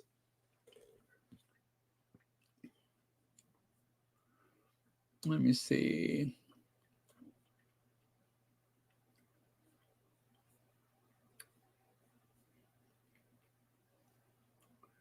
Oh, okay. Lex says they said they were going to bring in Beatrice and Eugenie 3 years ago.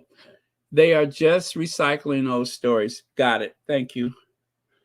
I didn't think it made sense. I did not think it made sense. And Charles, with his slim down monarchy, that's what he got. The only thing that has really gone wrong is just that he don't have Harry and Meghan. So this is the photos that were chosen by Celibici to further demonstrate how far south things are going for Will and Kate. As you can see, these are from their most recent outings. And poor Kate, I don't know why her face is stuck like that, but poor Kate seems to be frozen in time, like a mosquito that has tumbled into a puddle of amber. Some 20 million years from now, an archaeologist is going to dig her up, and she's still going to have that weird look on her face. Let me see here. But yeah, that's Celibici finds the best photos. Now, I believe Harry, Meghan, and Doria. I made this after their trip to New York, and I still have confidence in what they're doing. I believe what they said about that night, and I'm going to be here to support them. And I'm looking forward to the Christmas card coming at some point. Also, I am looking forward to whatever projects they're working on. So far, I don't think there's any announcements about anything, but we'll see. We'll see. We still got how many months left this year? This is the 10th month. Still got like 2.5 months. So maybe they'll do something for Christmas. Maybe they'll do some volunteering or something for Christmas. Or maybe they'll have a charity to announce. And let's see, with that, you guys, I'll just look at some of your comments. Let me see. Oh, by the way, did anybody look at the video that I posted Did you all look at that video? What a good King Harry would make. Sorry, William. If you haven't seen it yet, then please nobody tell the ending of the video. But you will be surprised who wrote that article back in 2016. Maybe you know already, but that was something I posted early this morning. So please do check it out. There was like one part of it that I really disagreed with, but for the most part, it was a good article. Oh, you watched it, Elaine? Thank you so much for that. Ah, Sherry Ware, you saw it. Very good. I wish I would have found this Ricola a while ago. I mean, it was literally sitting right here next to me.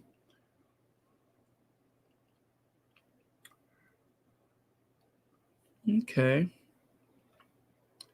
And of course, Harry is never going to do that, and nor was he interested in it, but it was fun to think about. When I think of Harry and Meghan, this is the energy I get. I feel very Camelot. I believe they are the embodiment of Camelot. They tried to hijack that Camelot vibe for Will and Kate. Totally misplaced. They're not outgoing enough for that. John F. Kennedy was quite charismatic, quite intelligent, right? He would literally correct his speeches on the way to give the speech. If you look at some of the speeches that he's given, you can see where he's crossed out entire paragraphs and added, sentences here, change this and change that, change the wording. Very intelligent man. So when I think about John F. Kennedy, when I think about that Camelot energy, instantly I think about the Sussexes, a young, attractive, very bright couple.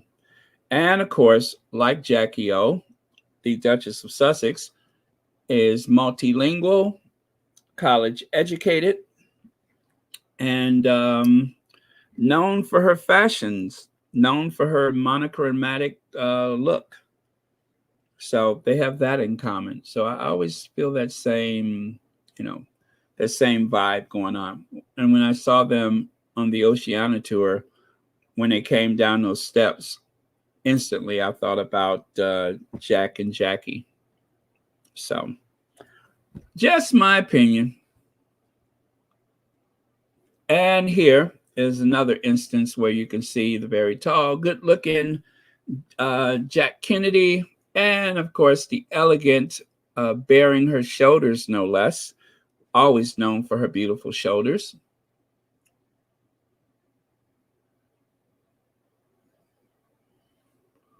Fatima says, Baron, the British media says William and Kate's mother are William and Kate's mother are very close, like a second mother to him.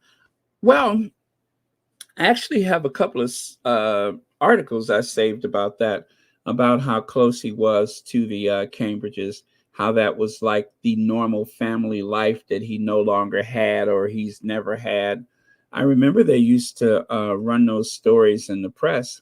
Now, I'm going to assume that those stories were either made up by the tabloid media or perhaps they were leaked from the Middleton household, because, there's still a lot of squatties that are of the opinion that one of the main sources for leaks was Carol Middleton. There's no proof of that, of course. I have no evidence. I can only allege. But there's a lot of people that speculated that Carol Middleton was being protective of her daughter when Meghan came along and started leaking stuff to the press. That is what they say. And they are never wrong. But there's no proof of it. So until we know better, it is just a bunch of gossip and rumor and hearsay and probably not factual. as I cross my fingers to say that. Probably no merit to it whatsoever. Yeah, but that's what they say. That's what I heard, is that they feel as though that a lot of that nastiness, a lot of the leaks and accusations, a source says they assumed that that had to have come from the Middleton family because they were protecting their investment with the royal family. They invested a lot of money to get Kate Middleton in that family. And how how dare an American actress with all that popularity, with all the goodwill from the people, how dare she come along and threaten that? So, yeah, it's believable, but again, there's no proof, there's no evidence. We can only guess, but it could have been anyone, any courtier or whatever. Jacqueline Squash says, "Good evening, Baron, moderator, Squatty family. God bless you all, and as always, God bless our Sussex family, and Mom Doria, as we pray without ceasing always for our blessed family. Amen." Thank you, Jacqueline Squash, the official chaplain of Royal Sussex. And let's see, where is our family? Just had the family up, didn't I? There we go. There's the family, except for the little kids, of course. But we will get a Christmas photo this year. We are going to get a Christmas photo. It is forthcoming. I found that out from a palace, from a Montecito palace insider, right? My source inside of Montecito told me, expect a Christmas card. And you know they are never wrong, right? Of course they are. There are no leaks in Montecito. There are no leaks in Montecito. Where did I leave off? Oh, okay. And this is the last one. Jackie Kennedy spoke 4 languages fluently. Jackie Kennedy spoke English, French, Spanish, and Italian. Duchess, why did I put Duchess Markle? Should be Duchess Meghan, speaks at least 2 foreign languages. The Duchess is fluent in Spanish and recently revealed that she was trying to get better at my French over the last year, having learned the language for 8 years prior. So she had 8 years of French. But you know how it is. If you don't use it, you will lose it. So, but I'm pretty sure she's probably better than she gives herself credit for. But yeah, so there you go. Those are the 2 languages.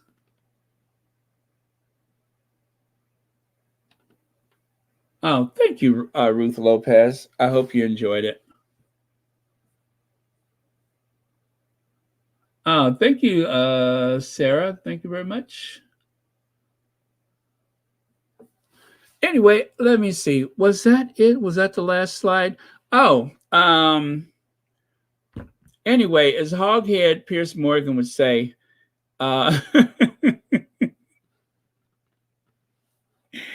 as Hoghead Pierce Morgan would say, that's all, Charles. Let me see. I think that was it. Oh, and our word of the day. Okay. Always leave you with a word of the day. The last word, a thought, a closing thought. Okay. This is for someone who really needs to hear it. This is for someone who really needs to hear it. Now, this is not everybody's story, but you're not lazy, unmotivated, or stuck. After years of living your life in survival mode, you are exhausted. There's a difference. So if you're at home feeling sorry for yourself because of that project that you have not done or whatever it is, right? Like you wanted to learn a second language, you wanted to learn piano or guitar, and you just never got around to it. Once again, you are not lazy, unmotivated, or stuck. After years of living your life in survival mode, you are exhausted. There's a difference. So go easy on yourself. Don't punish yourself for those projects that you have not completed. Don't punish yourself for that inanimate object that you've been meaning to throw away and never got around to it. That laundry basket full of junk mail that you need to go through and make sure there aren't any uncashed checks in there or lottery tickets. Stop feeling sorry for yourself. When the time is right, it will come. And of course, here in the Sussex Squad family, we're always here to keep you company. You all tell me all the time, Baron, I was doing my dishes, I drove to the store, I was in my garden.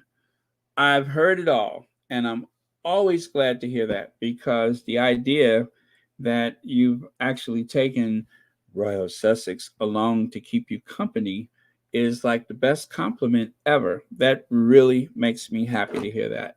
So if I can keep you company while you got important things to do, I am here for it. So I hope you all are doing something with that time, because you know me, I could talk for 3 or 4 hours nonstop. Um, especially if somebody talks about Europe. So use this time wisely. And of course, I will see you all again tomorrow. So what's that, 2 hours and 24 minutes? I thought for sure we would be out of here in about an hour. Let me see. We'll have 5 pair of work pants that you'll haven't sewn the buttons on. There you go. And I know the thing about the junk mail in the laundry basket seems oddly specific, but look, I'm trying to get around to it, okay? I got credit card applications. I have old electric bills, all kind of nonsense. And I keep saying one of these days I'm just going to sit down with a garbage bag. I'm going to put on, I don't know, pedal, and I'm going to listen to pedal, and I'm going to get through this stuff. I'm going to shred, tear, whatever I have to get rid of this stuff. And I have gone from the laundry basket to a Amazon box and a couple of other containers. But at some point, I'm going to get to it. And I'm not lazy, unmotivated, or stuck. It's just for some years I've been living my life in survival mode, and I'm exhausted. There's a difference. Where have I heard that before? So yeah, I'm sure that some of y'all are picking up what I'm putting down. Oh, good night, Lynn E. Oh, the junk drawer. I got that too. Yeah, so that's the big project I have. That and clothes that I don't wear, shoes that I don't wear. And of course, I probably have way more stationery and, stuff like that I will probably never use. Won't ever use it, but yet I still have it. I mean, you can only bring so many pens home from work before you say, you know what? I have so many pens that So what I used to do at office where I used to work, I had an amnesty day. So do this in your workplace for fun. Put up a sign that says pen amnesty day. If you have any extra pens, pencils, or any other stuff that you inadvertently have, taken home, but mostly the writing, stuff.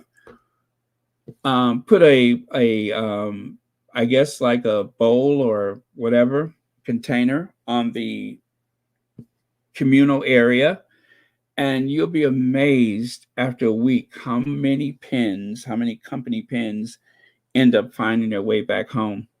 I did that one time, and everybody brought their booty, their load in that day.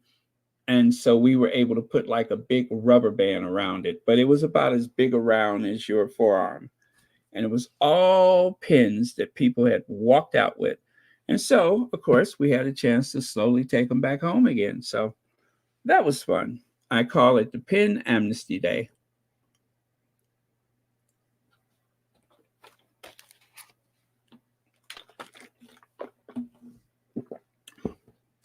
Let me see those address labels. Oh, I got those too from the charities.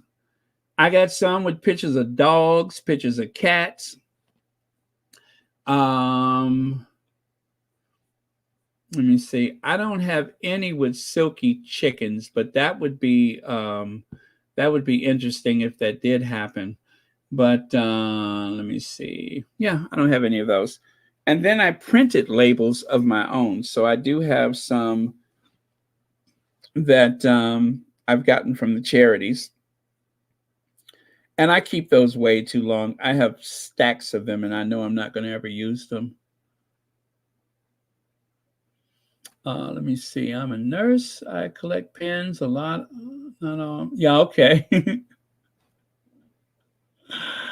Okay. Let's see. We're being honest. Yeah, so bring a little container or whatever, find a container, find a common place, put a sign up, and let's get some of those pins back into the workplace where they belong. You'll feel so much better about yourself. You will. You'll feel so much better about yourselves. When I see a nice pin, I start casing the area.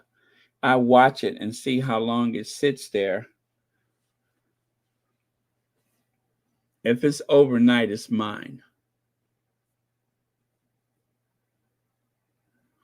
I should use labels as tape for.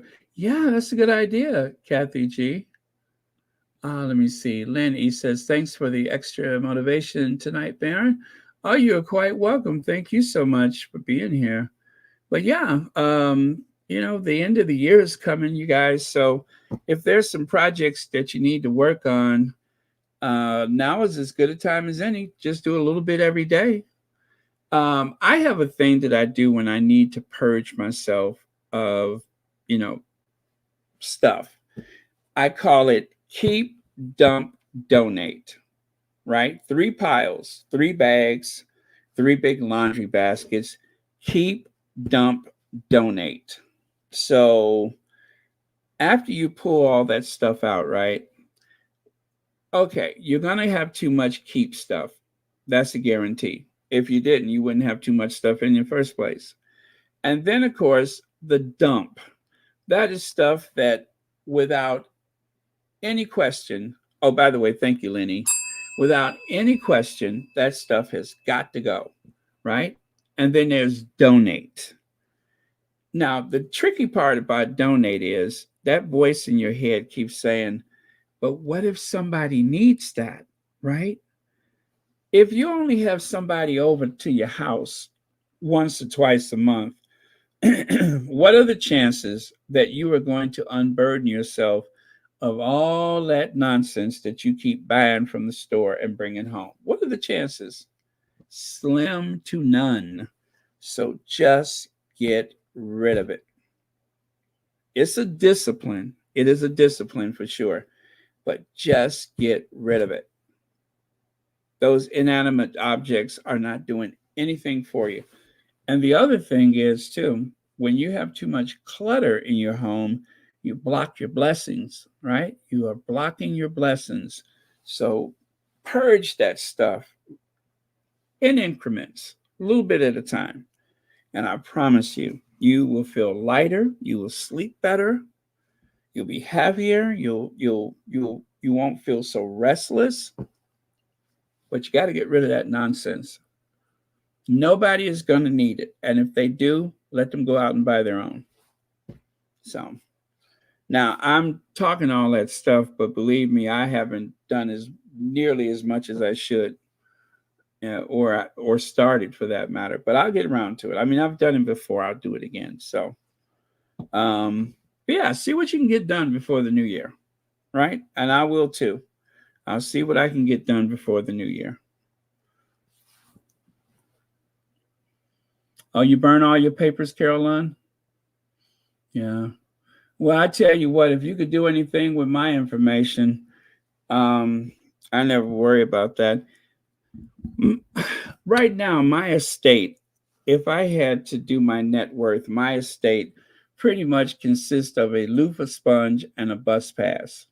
That's my estate. So I'm not worried about financial ruin. Yeah, that's about it. If you Google and try to find out what my net worth is, you're going to see it says a loofah sponge and a bus pass. Not exactly Bill Gates territory, is it?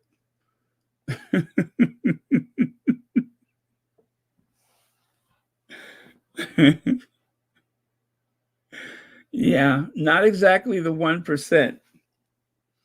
I'm not even the 99%.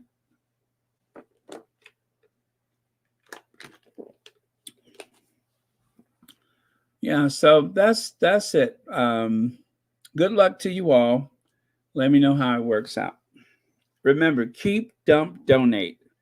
Keep, dump, donate. And ideally, the keep pile should be your smallest. The dump and donate, that's what needs to move. Keep, dump, donate. Let's see. B. Martin says, where are we here? Baron, you are so right about clutter. Since I bought my house, my family wants to store stuff here. Yes. Won't they do that? Won't they do that? You have an extra bedroom. Everybody wants to move in. You got a basement or an attic. Everybody wants to put stuff up in your basement or attic or garage. Can I put this in your garage? They have a place called Public Storage, and for about $59 a month, you can put as much of your stuff in there as you want to, never to be seen or heard from again. Don't bring it over here. But yeah, I understand. That happens. The more space you have, the more ideas people come up with. All right. Remember, keep, dump, donate. Keep, dump, donate. All right. I'm going to give you guys one more bit of advice to help sort out your flats or your villa or your whatever. They have these bags. They're called contractor bags. Have you seen them? They're called contractor bags. They usually come in that yellow and black box at the Home Depot or whatever hardware store. At any place they have construction stuff. Those bags are massive. I think they're like 55-gallon bags. You can drag them across concrete and they will stay together, right? You might tear a hole in it, but the polyurethane is like a 3 milliliter gauge, right? So it's very thick plastic. Yeah, you get a little bit of a buzz when you open it up, so ventilate the room. But you can put so much stuff in those bags, right? And drag it out to the alley, drag it to the resale shop or, Salvation Army. You can put toasters, crock pots. You can put all kinds of stuff in those bags and they won't break. Get some young person to move it for you. But you can put so much stuff in those bags. You get rid of stuff. Anytime I've ever moved, I would always go and get those contractor bags and just throw stuff in it instead of all those boxes. I mean, if it's stuff, like some stuff that you have, let's face it, you ever look around and you say, if I never saw this stuff again, it'd be too soon. Have you ever gone on vacation and thought, if I never saw that house again, it'd be too soon. I could just live here in Hawaii. If you feel like that, then it's probably stuff that you don't have a strong attachment to. Photographs and, keepsakes, sure. But the majority of that stuff, you can just get rid of it. So, yeah, just be honest with yourself. You have to be honest with yourself. And that's the best place to start is with honesty. And next thing you know, you'll be able to see the corner of your room again. You'll be able to see the carpet in the bottom of your closet, right? Contractor bags, Sherry, where they, well, if you look it up right now, let me see. Oh, wait a minute. Hefty contractor garbage bags. Wait. Hefty contractor garbage bags. Yeah. Oh, I'm not hefty, husky.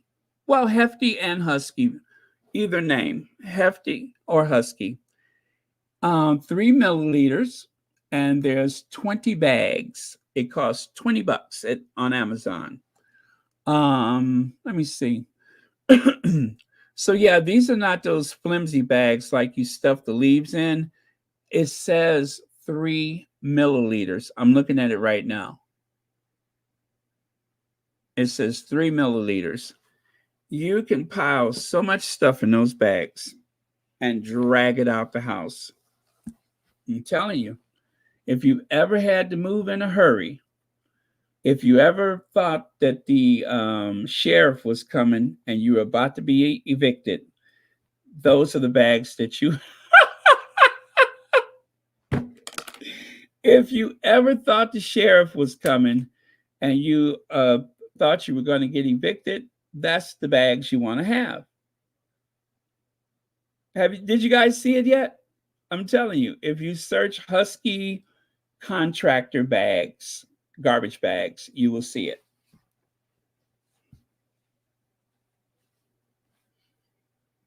Got a big job? Use those contract. Don't bother with cardboard boxes and stuff like that. Get those bags and drag that crap out of your house, never to be seen again. And you'll feel so much better, I promise.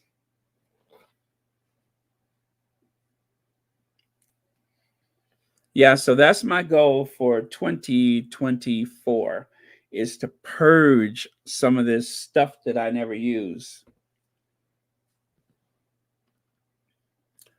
Close, but hefty bags do speed things up. Yeah. As long as it's like that 3 milliliter, if you got like small appliances and stuff like that, you know what I'm saying?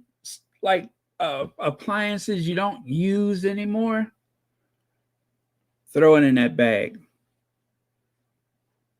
Yep, throw it in the bag. Shoes, bedspreads, clothes. God, you can put so many clothes in there. Throw it in the bag, drag it out of your house.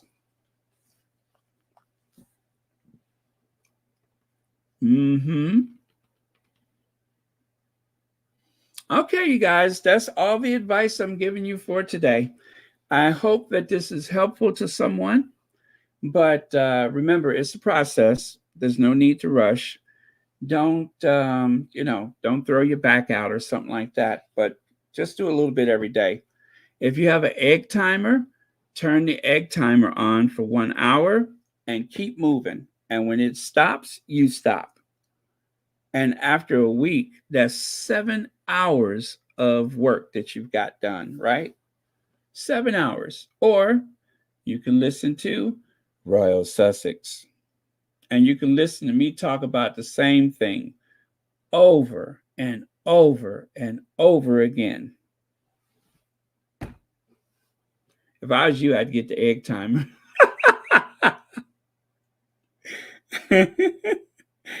I would get the egg timer if I was you. Don't listen to me. Um, I might distract you from your work. No, I'm just kidding. You hang out if you like. Okay? I hope this has been helpful. So, what are the three things? What are those three, the golden rules, the three golden rules to eliminate stuff? Anybody? Come on, Black Queen. I know you were paying attention. Anybody? What are the three rules to get rid of stuff? I'll wait.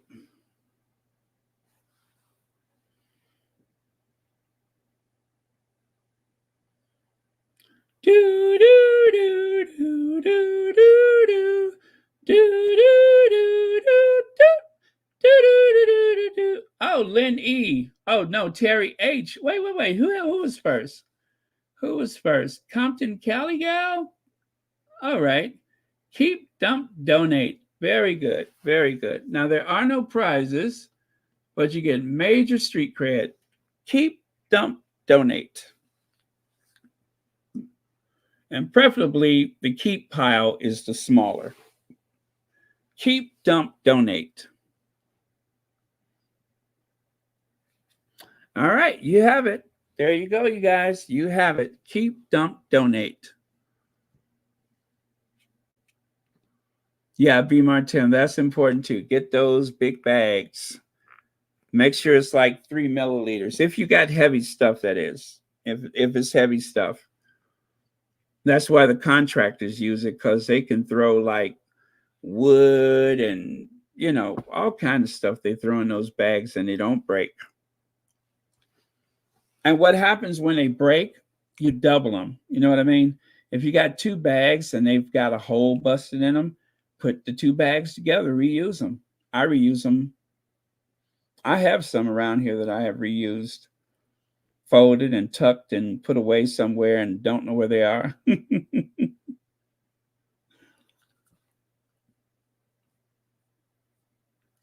All right, class dismissed. You guys are awesome.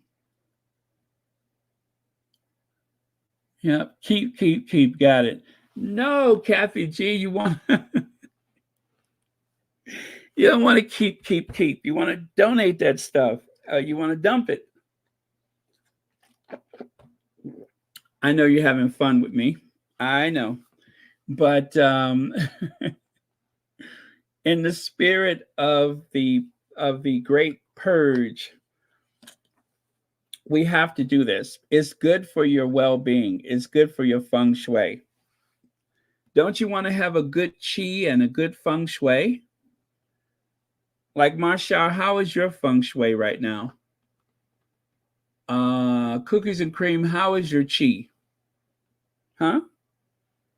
You want a good feng shui and you want a good qi.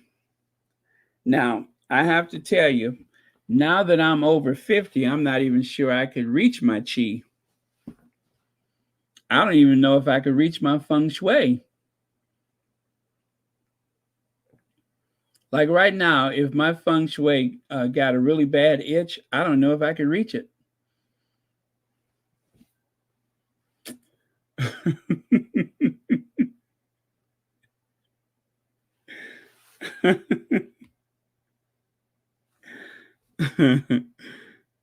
Thank you, folks. I'll be here all week.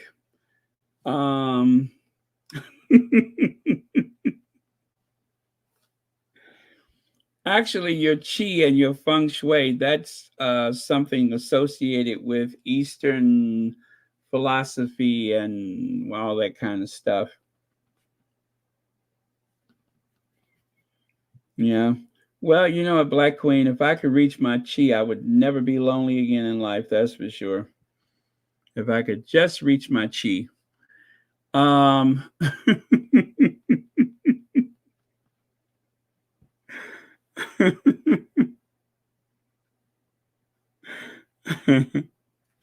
Okay, I should go. I'm starting to get weird.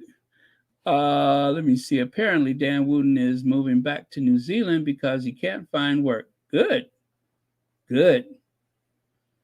And when they put that house up for sale, they're going to find all kind of little unusual holes and hatches and hiding places, discarded electronic equipment.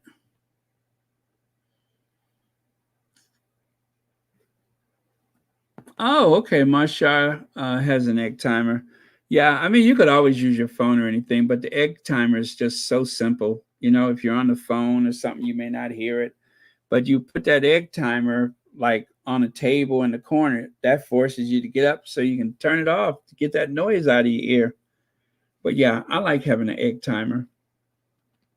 It's good for that short-term memory to remind me to do something like turn that oven off.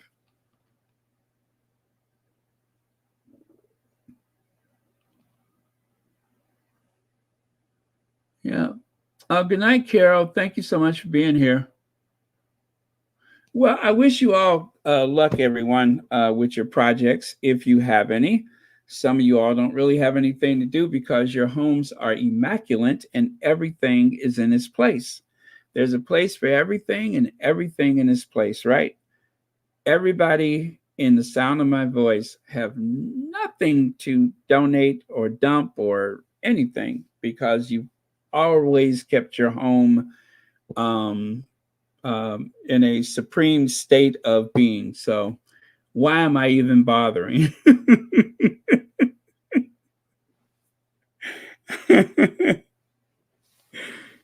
I'm talking to a bunch of Martha Stewarts right now. Why am I even bothering? You guys got it. You already know what you're doing. But for those of you that don't, keep donate and don't forget to get those contractor bags. Oh, Lady T, I'm sure your home is immaculate.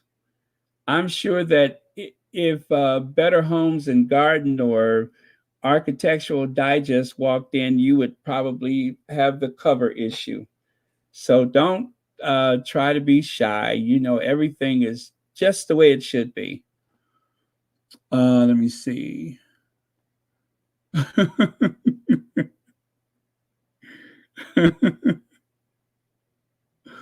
Watching over and over that old clip where the man asked Liz to run his flowers over to Meghan. That makes me so happy. I remember that.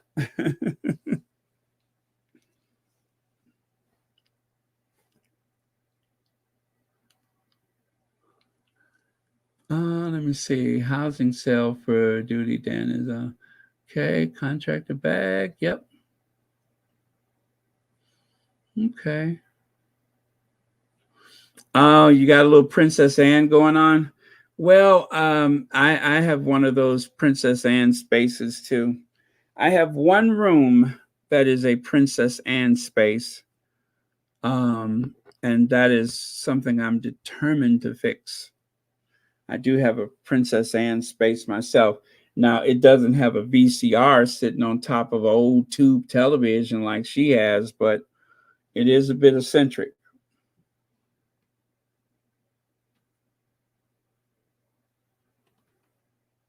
Yeah.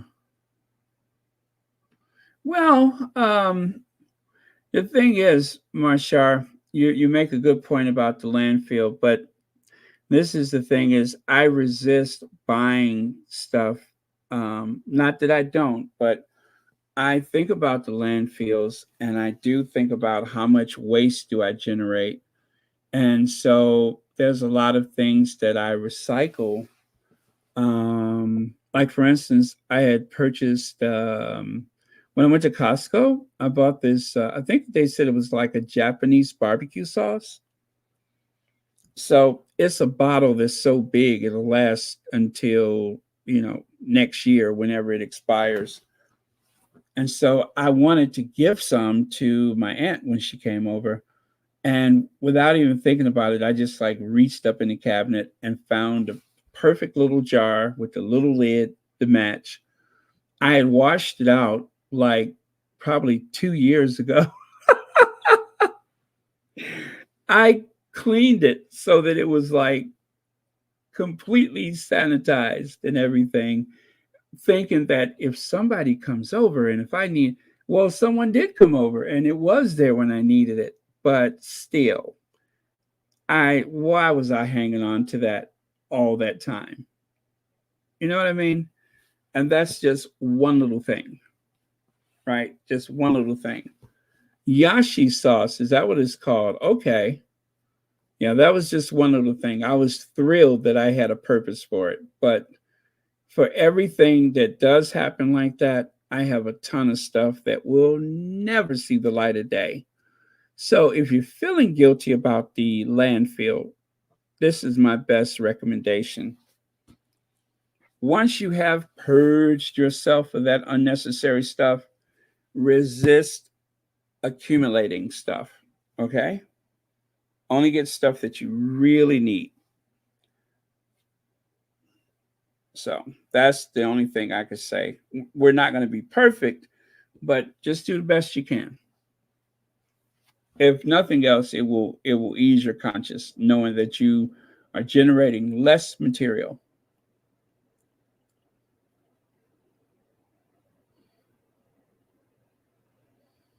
I recycled everything in my art collection. It's fun to repurpose things.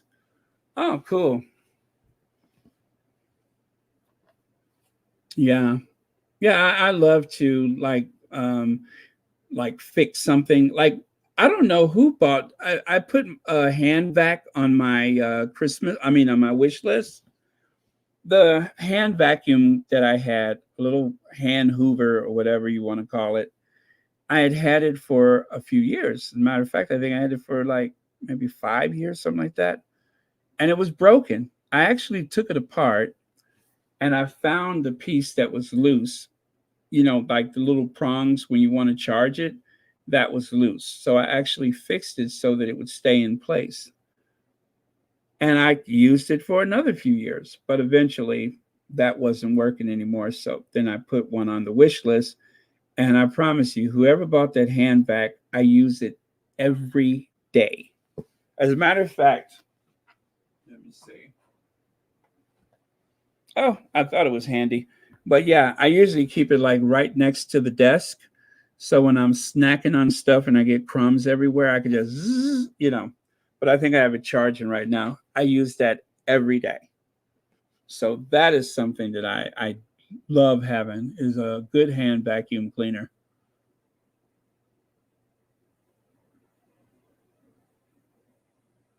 And also, sometimes like if I'm cooking or something like that and I see that I've thrown crumbs everywhere, like around the base of the cabinet, hand vac immediately.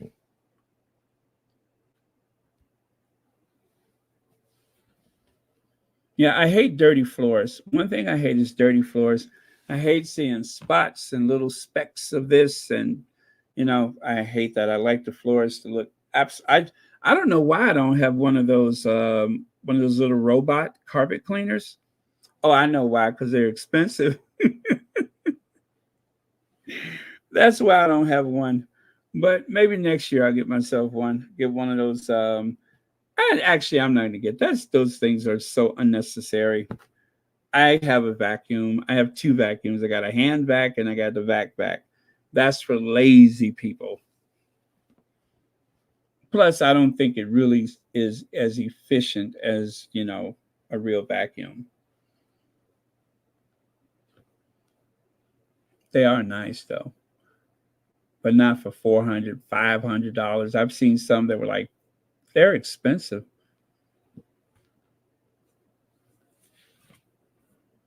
Let's see. And plus, wouldn't I have to move stuff out of the way so it wouldn't get stuck? And if I'm going to go through all that trouble, why don't I just vacuum? You know what I'm saying? If I got to clean up so that I can use it, why don't I just vacuum and forget about it?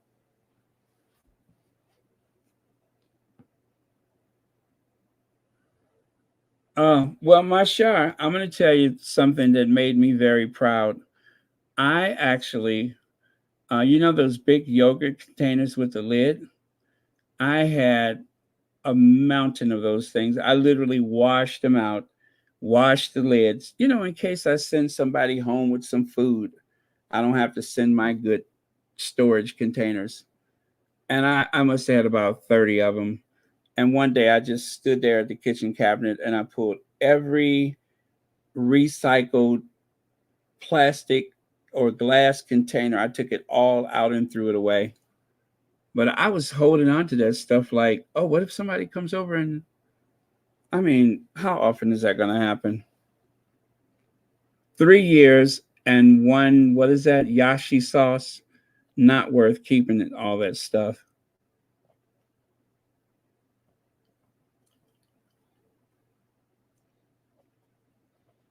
Yeah. All right. So, you guys, I think we have made progress. If nothing else, I feel like we're motivated. I feel like we have a purpose. We have marching orders, and we have to go sit down and think about it first. We got to go sit down and think about it. We don't want to get too carried away, right? Right. So, all right. So, in that case, then I am going to avenger myself out of here before I think of something else to do that I ain't gonna do. But yeah, I'm gonna purge some stuff before the new year. I got 2 months. I got 2 months. And in 2 months, if I can't put a dent in all of that unnecessary stuff, I'll try to hire someone. Oh, yep. I save plastic ice cream containers for sending food home with folks. They can, oh, there we go. They can keep it in not my expensive Tupperware, extinct Tupperware. Exactly. Marshall, you understand me. You understand me. I don't want to send my expensive storage containers.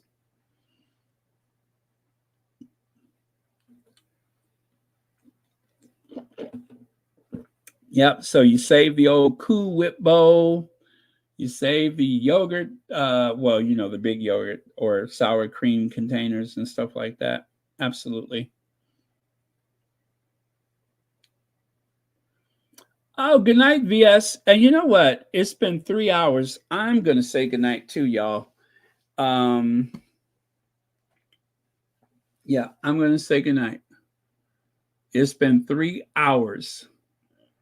I think when a conversation is reduced to Cool Whip bowls and yogurt containers, it's probably time to call it a night.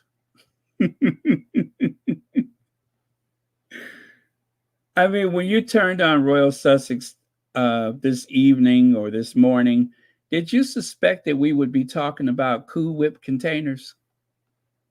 I didn't. I certainly didn't see it coming. And if anybody would have said Tupperware, I'd be like, who? But somehow we have managed to work Cool Whip containers and Tupperware containers into the conversation, which means that we've pretty much said everything that could be said, has been said, and said time and time again. So at that point, as I say with a whiff of sarcasm, at that point, it's probably time to say goodnight. Auf Wiedersehen. Arrivederci.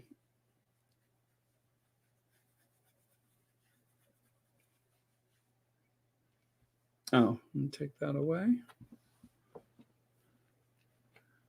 Okay.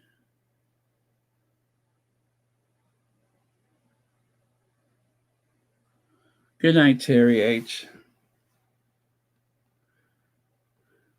Oh, you're talking about them blue cookie cans? Those blue cookie cans that everybody used for a sewing kit, right?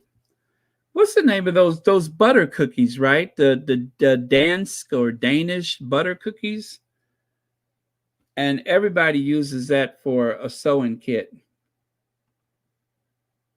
Yeah, I mean it's almost like just buy the can, throw them cookies out, and keep the can for your sewing kit.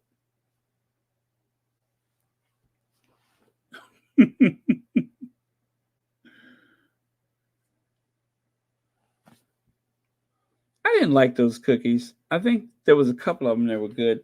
Yes, the butter tin cans, Monte Cristo. Everybody has one. If you don't have one in your house, I kind of think that you might be in you might be in trouble with the authorities. So if you don't have one of those butter cookie tins in your house, you better get one because I think according to Amnesty International, you're supposed to have one. I mean, if you don't, where are you going to keep your needle and thread? I ask you. If you don't have that butter, um, the can, where are you going to keep your needle and thread? It's got to go somewhere.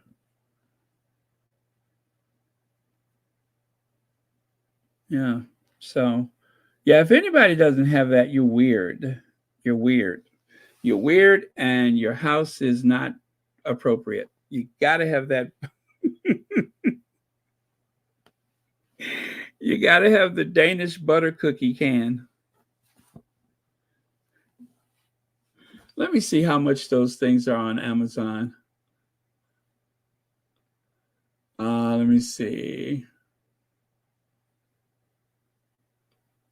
I remember those when I was a kid. Let me see. I'm going to just put butter cookies.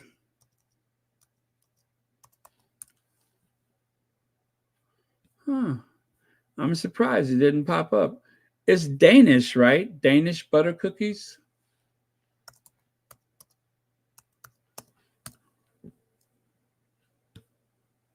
Aha, Danish style cookies. They have a big can for $9.35. They have a smaller can for $7.67. Oh, they have this gigantic can for $29.95. Now, you know that's too many cookies. Yep, that's it. And it's got a picture of that Bavarian castle on it, I think. Why do they have a Bavarian castle on a Danish cookie can? It looks like King Ludwig's castle.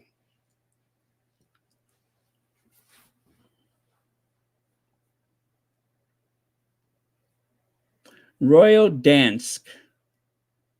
Royal Dansk.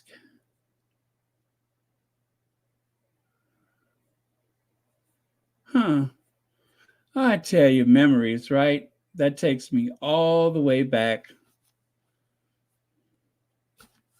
They should call it Royal Sewing Kit Cookies.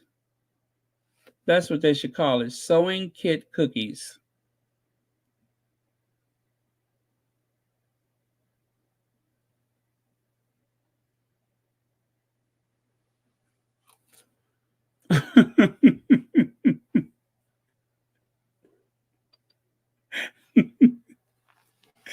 Kathy G say, I just found out that's where your sewing items are supposed to go. Really?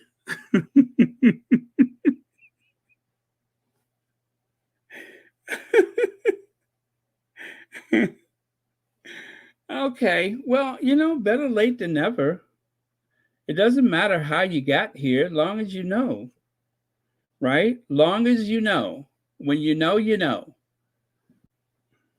I was this many years old when I found out that you're supposed to put your sewing kit inside of the Danish cookie can.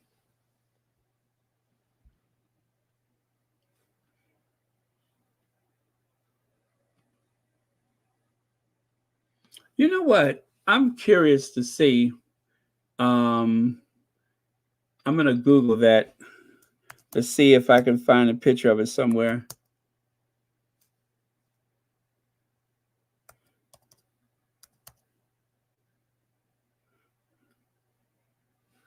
Okay, dance cookies can sewing kit. I want to see if I can find someone using it as a sewing kit. Ah, I see it. I do. I see one. It's a 12-ounce can. They got the measuring tape. They got the pin cushion. They got a whole bunch of thread. All of that's in. Yes, there's several pictures like that. Wow. Yeah, there's several pictures like that. So you see there, I was right. Now, I hate to sewing kit shame you, but if you don't have your sewing kit in that cookie can, then you're not doing it right. That's all. Oh, 2 for $9? Okay. Okay, so what I'm going to do, I'm going to get my aunt some cookies for Christmas. I'm just going to dump the cookies in a plastic bag and keep the can. She won't mind. That's what I'm going to do. I'm going to throw the cookies in a paper bag and just keep the can. She won't mind. Is that rude?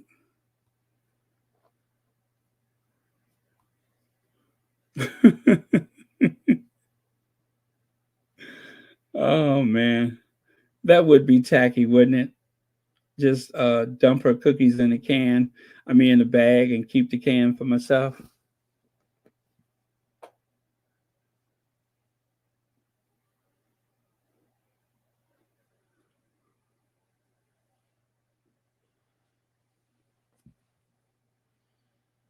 Okay. Oh, you wouldn't like that? Yeah, I think it is kind of tacky. Maybe I won't. Oh, see there? Teresa McDougal said it. Tacky.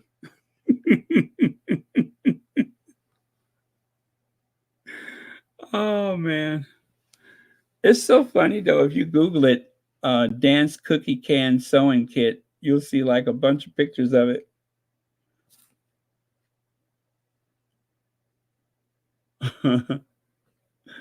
Okay. So I'm gonna go. For real this time. All right, love you guys. See you tomorrow. I'm gonna cue the Ginger Avenger. It has been fun going down memory lane, cookie cans and all.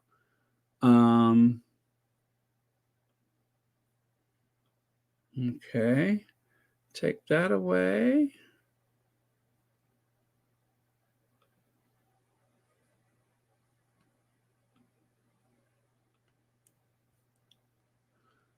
Okay, but it gets me nowhere, and now you know. Well, makes you stop pretending, and a little more love brings a happy ending. I don't know why I'm thinking Olivia Newton-John.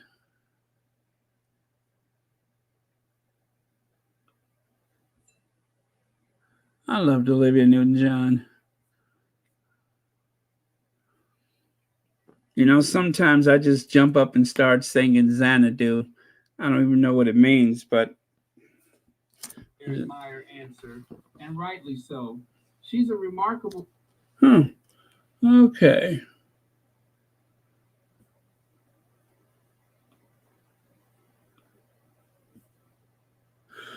Okay, good night, everybody.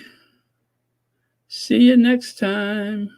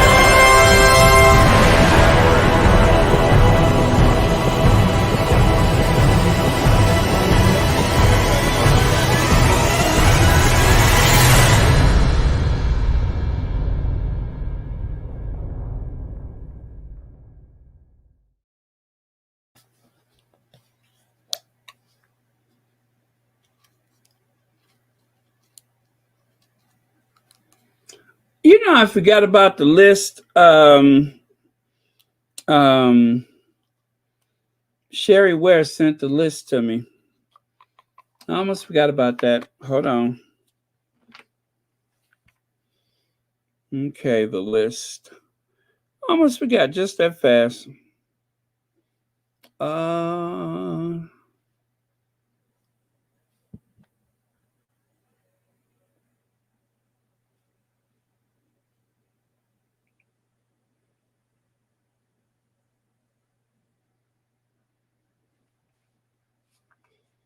Will my love make you stop pretending? Will a little more love bring up? Okay, thank you so much, Elaine Parker, Coralita Simone, Coffee Bar. Thank you, S. B. Martin. Thank you again, B. Martin. And thank you again, B. Martin. Thank you, Black Queen, Helene Groen. Oh, 25 months membership. Thank you. Connie Ballmer. And Legs, thank you. And Lynn E., thank you very much. Very, very kind of you to help Royal Sussex stay afloat. Very good. All right. And so with that, I did Ginger Avenger. So we're good. We're good.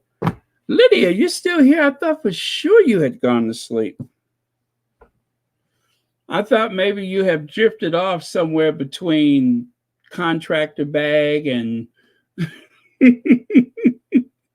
what other important life stirring conversation I was having. But yeah, usually most people kind of nod off when I get to the contractor bag. So you're doing good. Let me see here. What's that? Good night, Baron. You lost me at Cool Whip Bowl. Those Cool Whip Bowls are good, though. I mean, they get the job done. They take you where you need to go.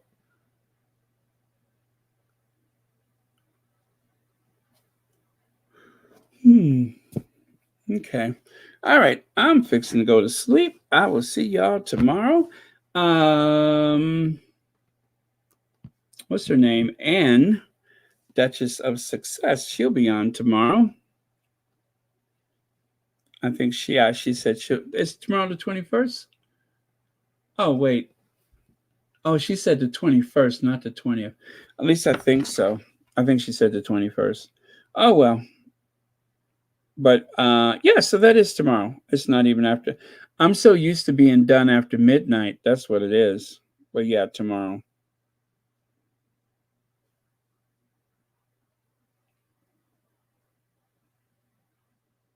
Lovely.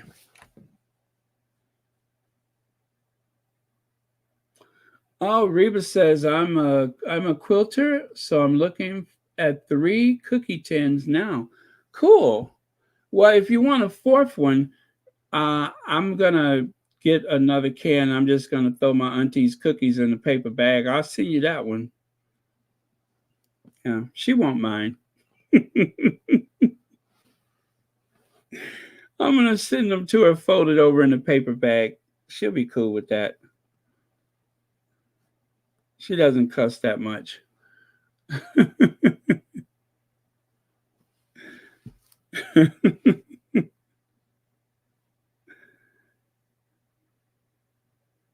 That's good etiquette. You just throw the cookies out and you keep the can. You discard the cookies on the table and keep the can. That's good etiquette. I think I saw that on Martha Stewart, actually.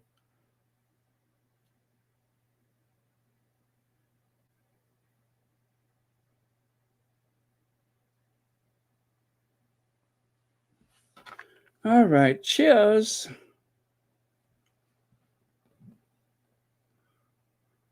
Yeah, Marsha, you just don't like when you get some Chinese food or something like that, they give you that paper bag, you just throw them cookies in there and fold it over and keep the can.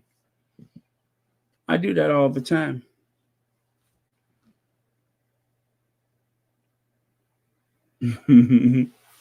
Just kidding. Okay, good night, y'all.